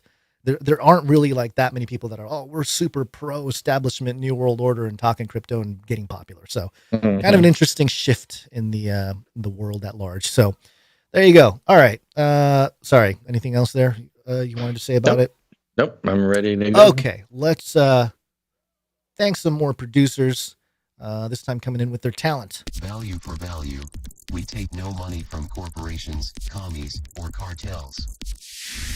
Yeah, part of real quick before you do that, we had a couple producers come in to support the show. Sure. And I think since we got time, we should get them on the list here. They came in during the show and they got streaks. So we're keeping their streaks going, starting with producer Malik. Hey, Malik W. Thank you very much. Malik W. coming in, pocket full of sevens. And on a streak of how many? Let's see if everybody can guess. Let's see if I can guess while I scroll. 24. I was going to say 21. Yeah. Is it 24? Yep. Okay. Thank you, Malik W. Thank you very much, Malik. We also have someone coming in. I'm seeing if there's a note or something. There's not. But I want to thank producer Robert H. Robert H. Thank you. Thank you, Robert H. Comes in with $49.99. Interesting. Yeah, that's very fun. Thank you. I'm assuming you did that to not have a nice round number, and that's the way to do it. We appreciate that. Robert H. I did not see a note or anything, but we appreciate it all the same. Yeah, thank you very much. And then, yes, I think that's. Thank you very much to those two producers coming in. Yep. Okay, let's do SpeakPipe as part of this. Please leave a message after the tone. At the tone, please record your message. Leave a message. Beep. Message. Go to canarycrynewstalk.com, look for a green tab on the right side or the bottom of your page. Click on it. It'll give you a little pop-up window that allows you to record a audio message through your device of up to 90 seconds. Let us know if it's a private message at the top so we don't play it live. And you can talk to the Canarians out there. You can leave us a pre-show prayer. You can leave us songs. You can do whatever you want within reason. You can do whatever you like. Sure. We have something from Silly Goose Elder Dave. He's back. Hi, guys. Guess what? Elder Dave here. This message is for the Bazmeister. Oh, there you go. You are correct. It takes half as much time to get from 40 to 60 as it does to get from 20 to 40. And forget about 0 to 20 because you can't even remember that. It's an exponential descending, sliding scale. And Gonzoid, I watched twice your documentary, Age of Deceit. Top shelf, excellent research, unparalleled. I am aware of the occult, so I borrowed a Hindu mantra to get rid of these geeses. And it goes something like this. Shake, shake, shake. Shake, shake, shake. Shake your goosey. Shake your goose. Anyway, 2 weeks now, and it's apparently, they think, I need some sort of assistance. Love you. God love you. And have a nice day. Anyway, Hold on. There's more. and sit down. Thank you, Silly Goose Dave. Thank you very much, Silly Goose Dave. Always wise words from Elder Goose Silly Dave. Elder Goose Silly Dave. Silly Goose Elder Dave. Whatever. Uh-huh. Yeah, sure. All of it. There you go. Yes. Did you like his message to you? Loved it. Excellent. Loved it. Yeah, this makes total sense. Yeah.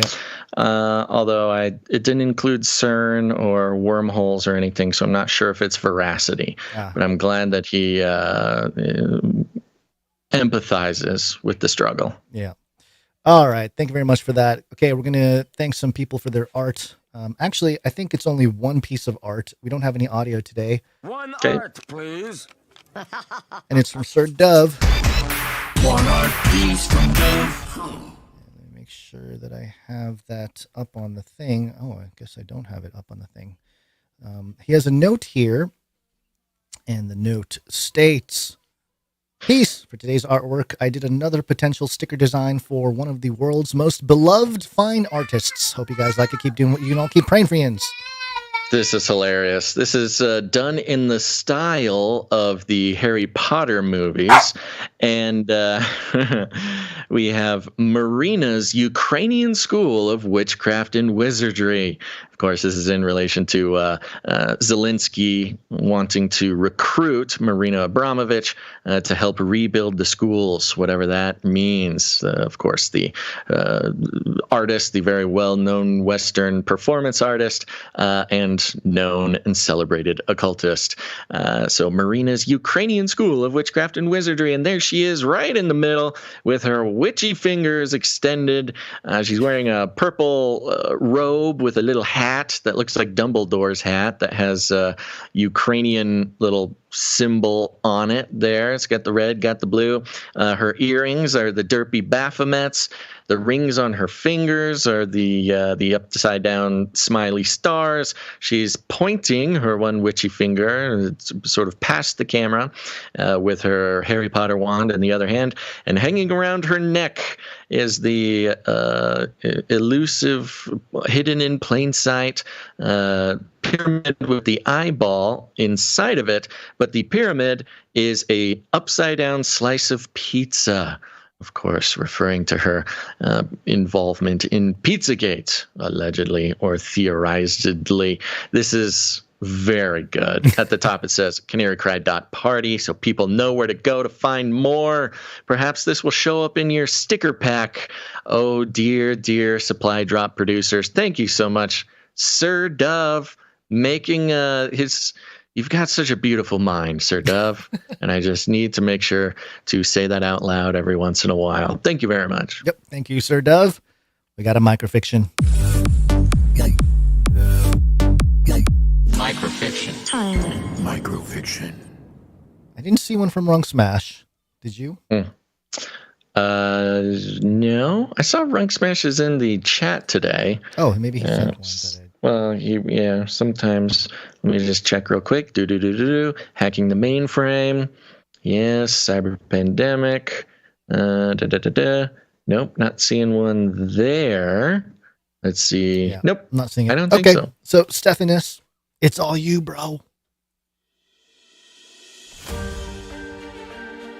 Why are our robo-rhinos in the streets? Asked Dr. Malcontent. Ma'am, those aren't ours. Those are the ones Ruski's commandeered from Fredonia. They say the only thing that will stop bad robots are good robots. Release the rhinos, she ordered.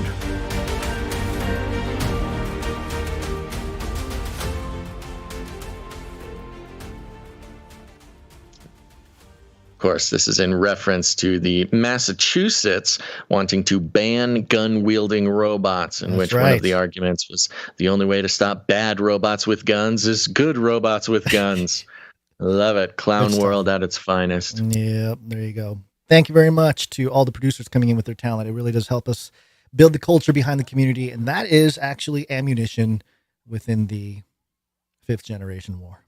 That's true. That's true. We're on the front lines. And if you, dear producer, listener out there, if you're a creative person, maybe you draw stuff, maybe you make music, maybe you sculpt fine statues of your favorite podcasters, whatever you do it. Make it for the show. Send it in. You can go to canarycry.art to upload it to us. We'd love to feature it on the show.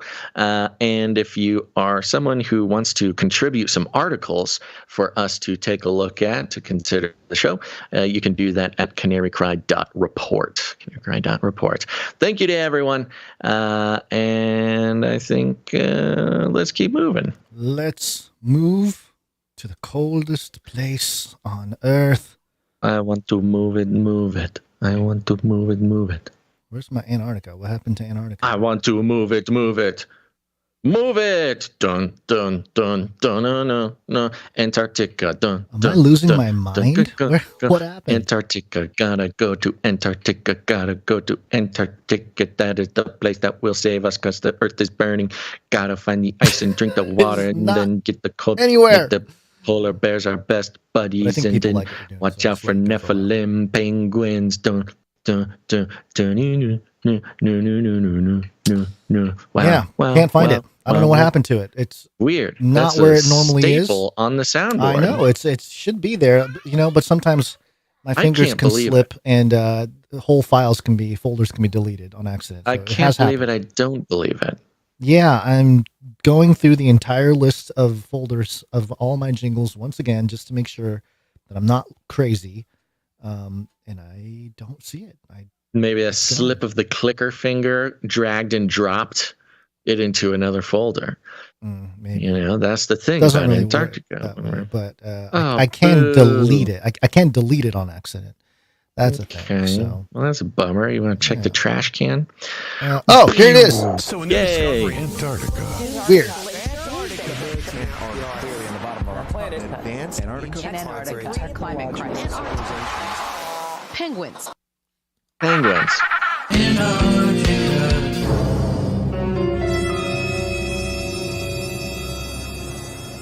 Okay, we made it. We made it here. We got it. Woo! Okay, this is coming from frontierindia.com. Maybe Frontier Bharat. Frontier India, which is most likely one of those CIA outlets. Yeah, anytime we see Indian news sources in America, got to be sus. It's a Smith-Mund type of stuff going on. The headline here. The Smith-Mund workaround. Right. The headline, Antarctica, a sanctuary for peace, says U.S. countering Iran's military aspirations. Oh, okay. In response to Iran's efforts to create a military facility in that region, the United States Department of State has indicated that it is opposed to conducting military activities in the South Pole.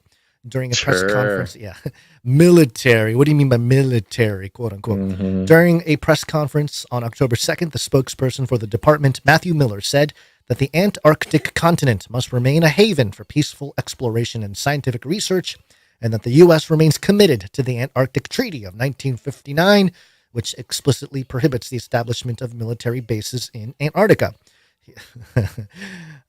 Always good. He said that the U.S. vehemently opposes efforts to militarize any section of the Antarctic continent, even though Iran is not a party to the treaty. Miller emphasized that there is no room for military activity in that one-of-a-kind setting, whether they come from Iran or any other party. He continued by saying that the U.S. believes Iran's missiles violate United Nations Security Council resolutions on ballistic missiles because they violate defined launch platforms. So technical. The U.S. Department of State released the statement just a few days after Iran revealed that it intended to fly its flag at the South Pole as part of a plan that Admiral Shahram Irani, the commander of the Iranian Navy, had outlined. Last Thursday, the Iranian news agency known as Fars said that the intentions of the Iranian Navy align with words made by Iranian's supreme leader, which he referred to as strategic strength. When Iran decided to have a significant presence at sea, one of the obstacles it faced was a lack of past expertise in this field. The commander of the Iranian Navy, Shahram Irani, announced that Iran will conduct combined scientific and military operations in the South Pole. He added that Iran experienced challenges when it made this decision. He emphasized that Iran has successfully overcome the desires of other countries trying to keep it from being present at sea and surmounted that obstacles at the peak of the conspiracy it faces through the Maritime Patrol Mission 86 in international waters. He emphasized that Iran had succeeded in overcoming the desires of other countries trying to prevent it from being... Okay. AI or something wrote this because it has two of the exact same sentences over again. Yeah, of course. It happens once in a while. Point being, blocking Iran from establishing any kind of military post in Antarctica.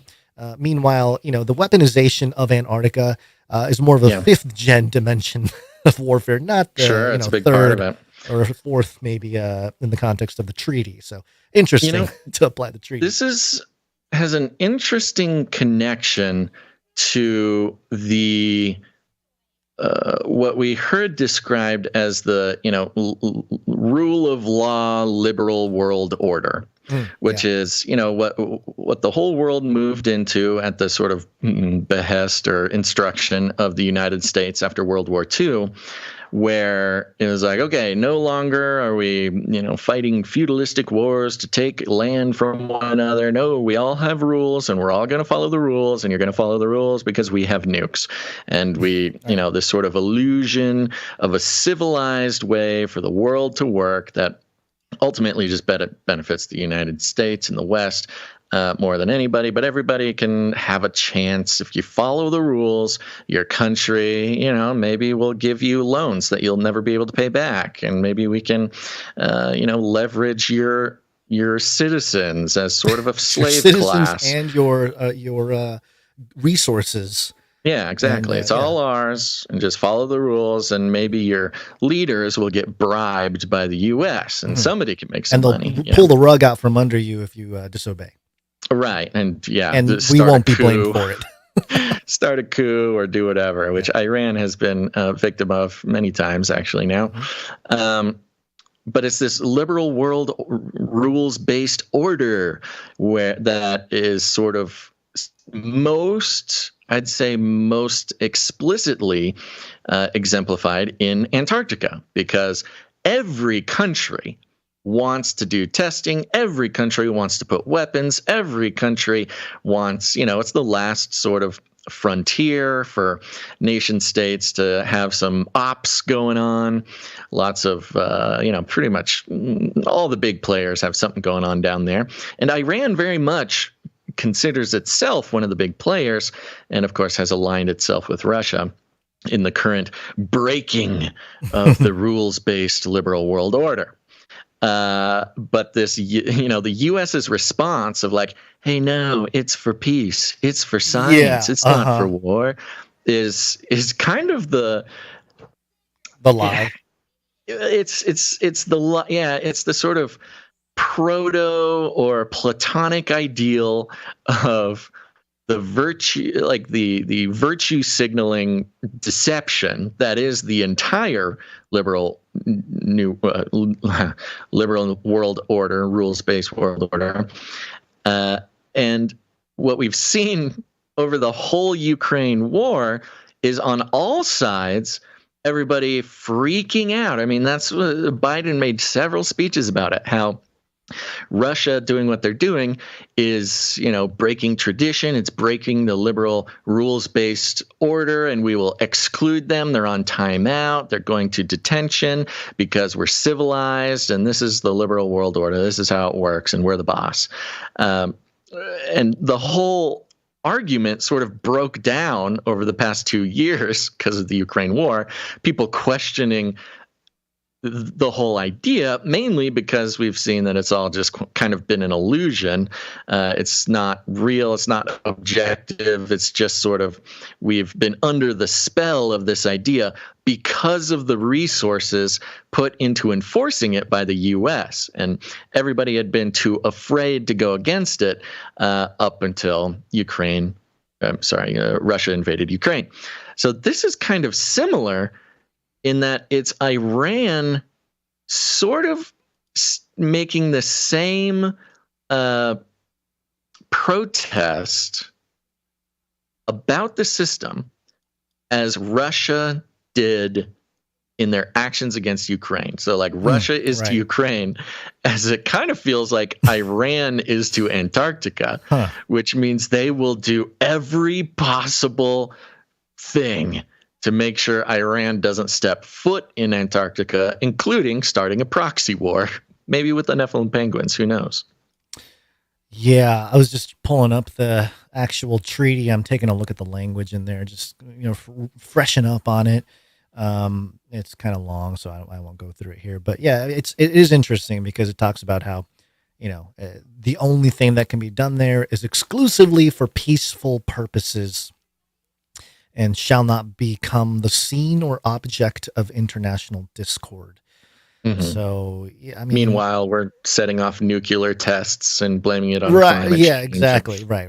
Well, yes. And what's interesting also is that this move by the State Department is itself, it's not kinetic warfare, obviously, but it is a sort of territorial warfare that I think the traditional liberal world order that you outlined just now is sort of built on. So, pretty interesting. And the treaty stuff is always fascinating to watch. I compare this treaty to the space treaty, right? The no nukes in space, but they can have kinetic weapons, like the rods from God. That's not nuclear, so they can build that in space, but they can't build nukes out there. So, there are workarounds, there are loopholes, there's always stuff like that.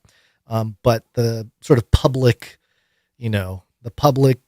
move by Iran kind of, I don't know. It seems to be that there's a trend happening, obviously, of an anti-West type of thing where these nation states in the East are kind of puffing themselves up and sort of like, I'm rebelling against this monster beast of the West kind of thing. Mm-hmm. So this is maybe Iran's version of that, and it happens to be with like Antarctica, and they, they're still trying to make their way up sort of the table of nations, so to speak. Right. Not the actual organization, but the hierarchy of nations when it comes to all that. So and of course, because Antarctica has been positioned as the utopia of rich white liberals, the white desert, the place that we will run to when the world burns and the racists take over the rest. We'll go to Antarctica and live in luxury bubble condominiums and enjoy the sunset over the melting glaciers.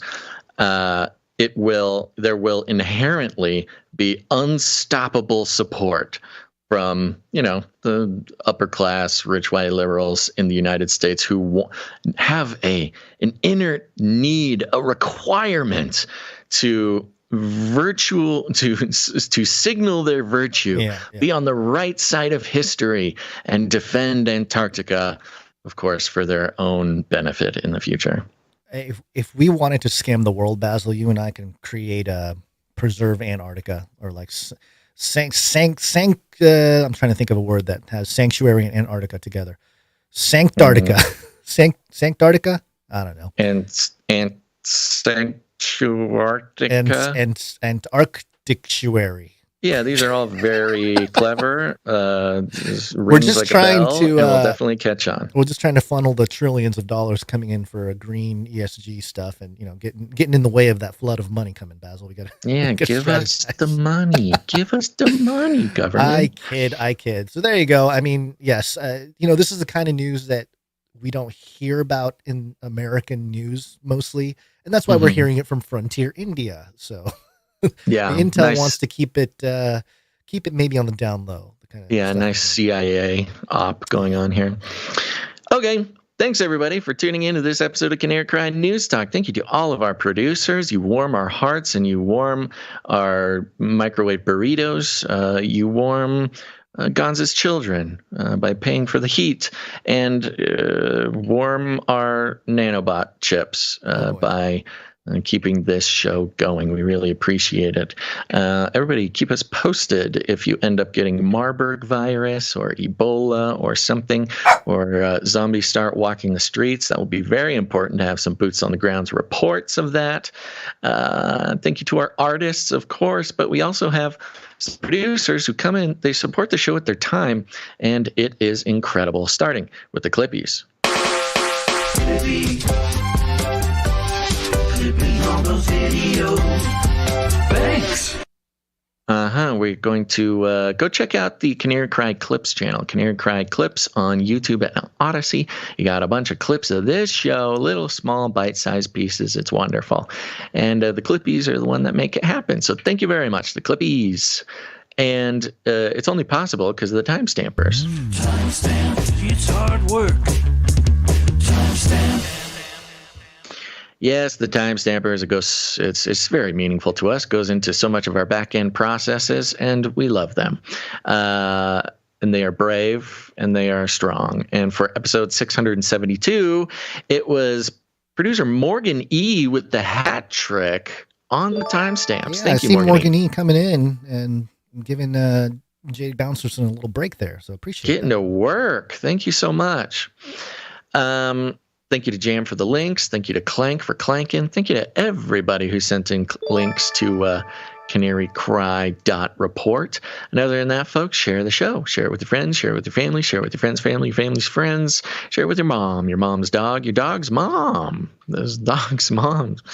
All those mother dogs, they're not listening. You know, I've seen our demographics, Guns, and it's strikingly devoid of the mother dog demographic. So head on down to the Humane Society and let them know what's going on. But if you want to share the show in a new way, an exciting way, a way that makes everybody sit and wonder how you got so talented and smart and good looking, you can figure out a new exciting way. You don't have to do it the normal ways. For instance, you can go ahead and, I don't know, maybe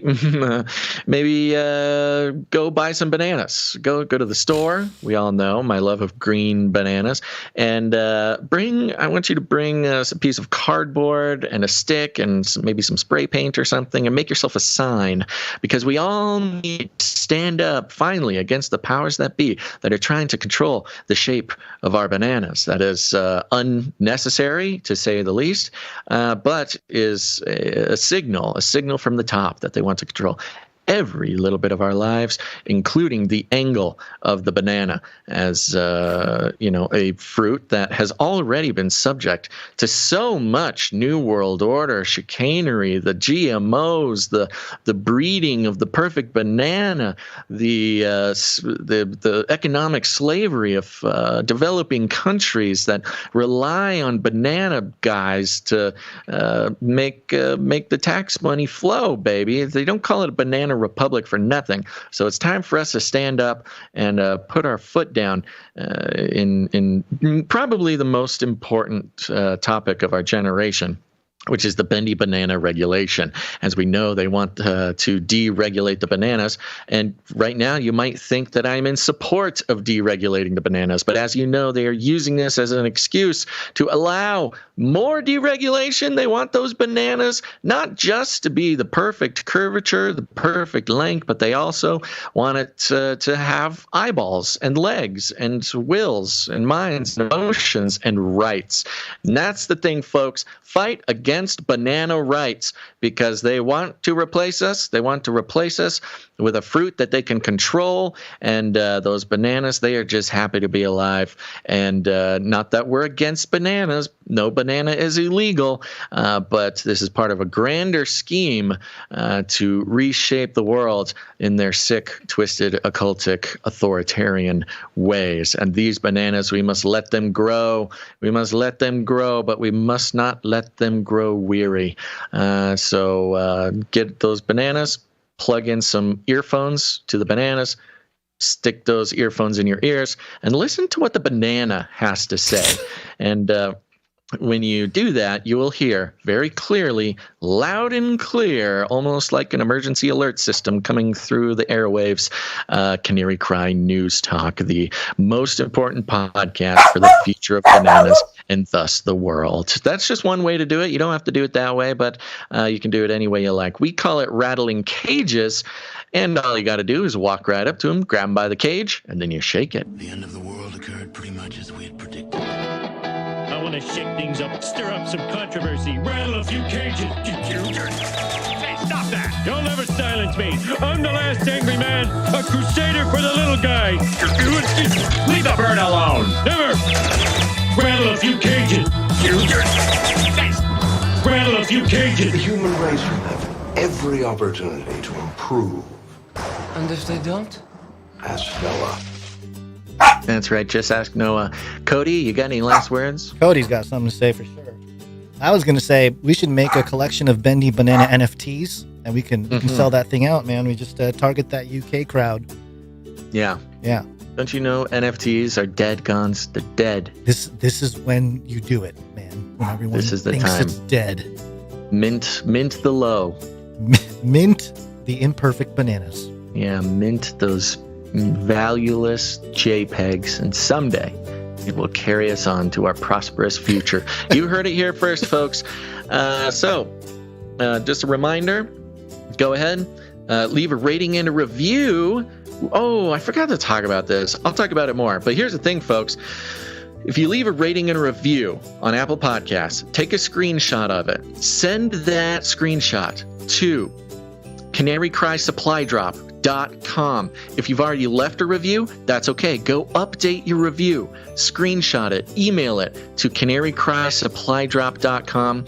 You're going to be entered. Email it to canarycrysupply.com. Sorry, canarycrysupply@gmail.com. Okay. canarycrysupply@gmail.com. Send your screenshot, and you will be entered into a fun program that Sir Ike is starting to reward our beautiful review givers. I'll talk more about that next episode. But go ahead, go leave a rating and review on Apple Podcasts. It's very important. Take a screenshot, email it to canarycrysupply.com, and watch the prizes roll on in. Thank you very much, Sir Ike, for this. And thank you to everyone ahead of time for leaving ratings and reviews. It's very important to us. And other than that, thanks for listening to this episode of Canary Cry News Talk. Make sure to tune in next time. But until then, think outside the cage. Remember, reality is an illusion. The universe is a hologram. Buy gold. Buy!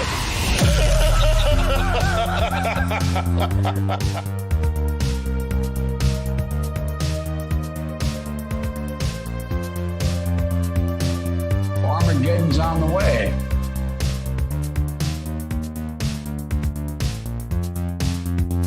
I'd like to find a way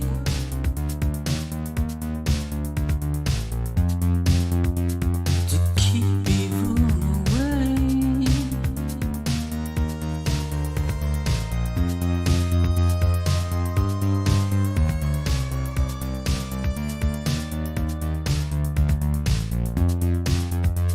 Lord, lead us not into temptation, but deliver us from the evil one.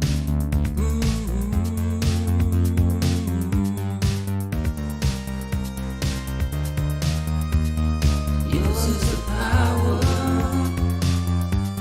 yours is the glory, yours is the kingdom, forever and ever.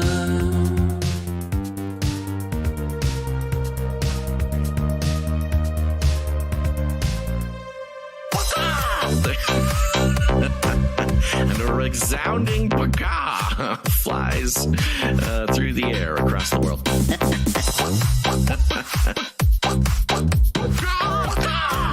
Why are you screaming like a wild bird? Rattle their cage. You have a lot of people screaming randomly. Why don't you shout? It'll be their call out. You have a lot of people screaming randomly. Go ahead and Why don't you shout?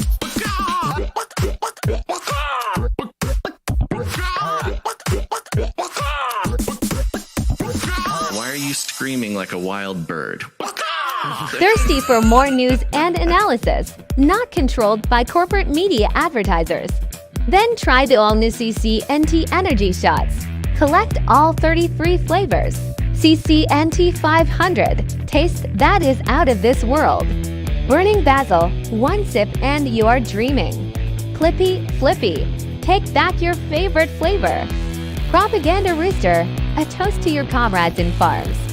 Rattling cages, let's shake things up. Canary cry after dark, what time is it? It's wake up time. Support value for value, and think outside the cage with Canary Cry News Talk. But what do I know? I'm just an AI-generated cat girl avatar. And this is a fake ad. Baka. Value for value. We take no money from corporations, commies, or cartels. Canary cry, that's support.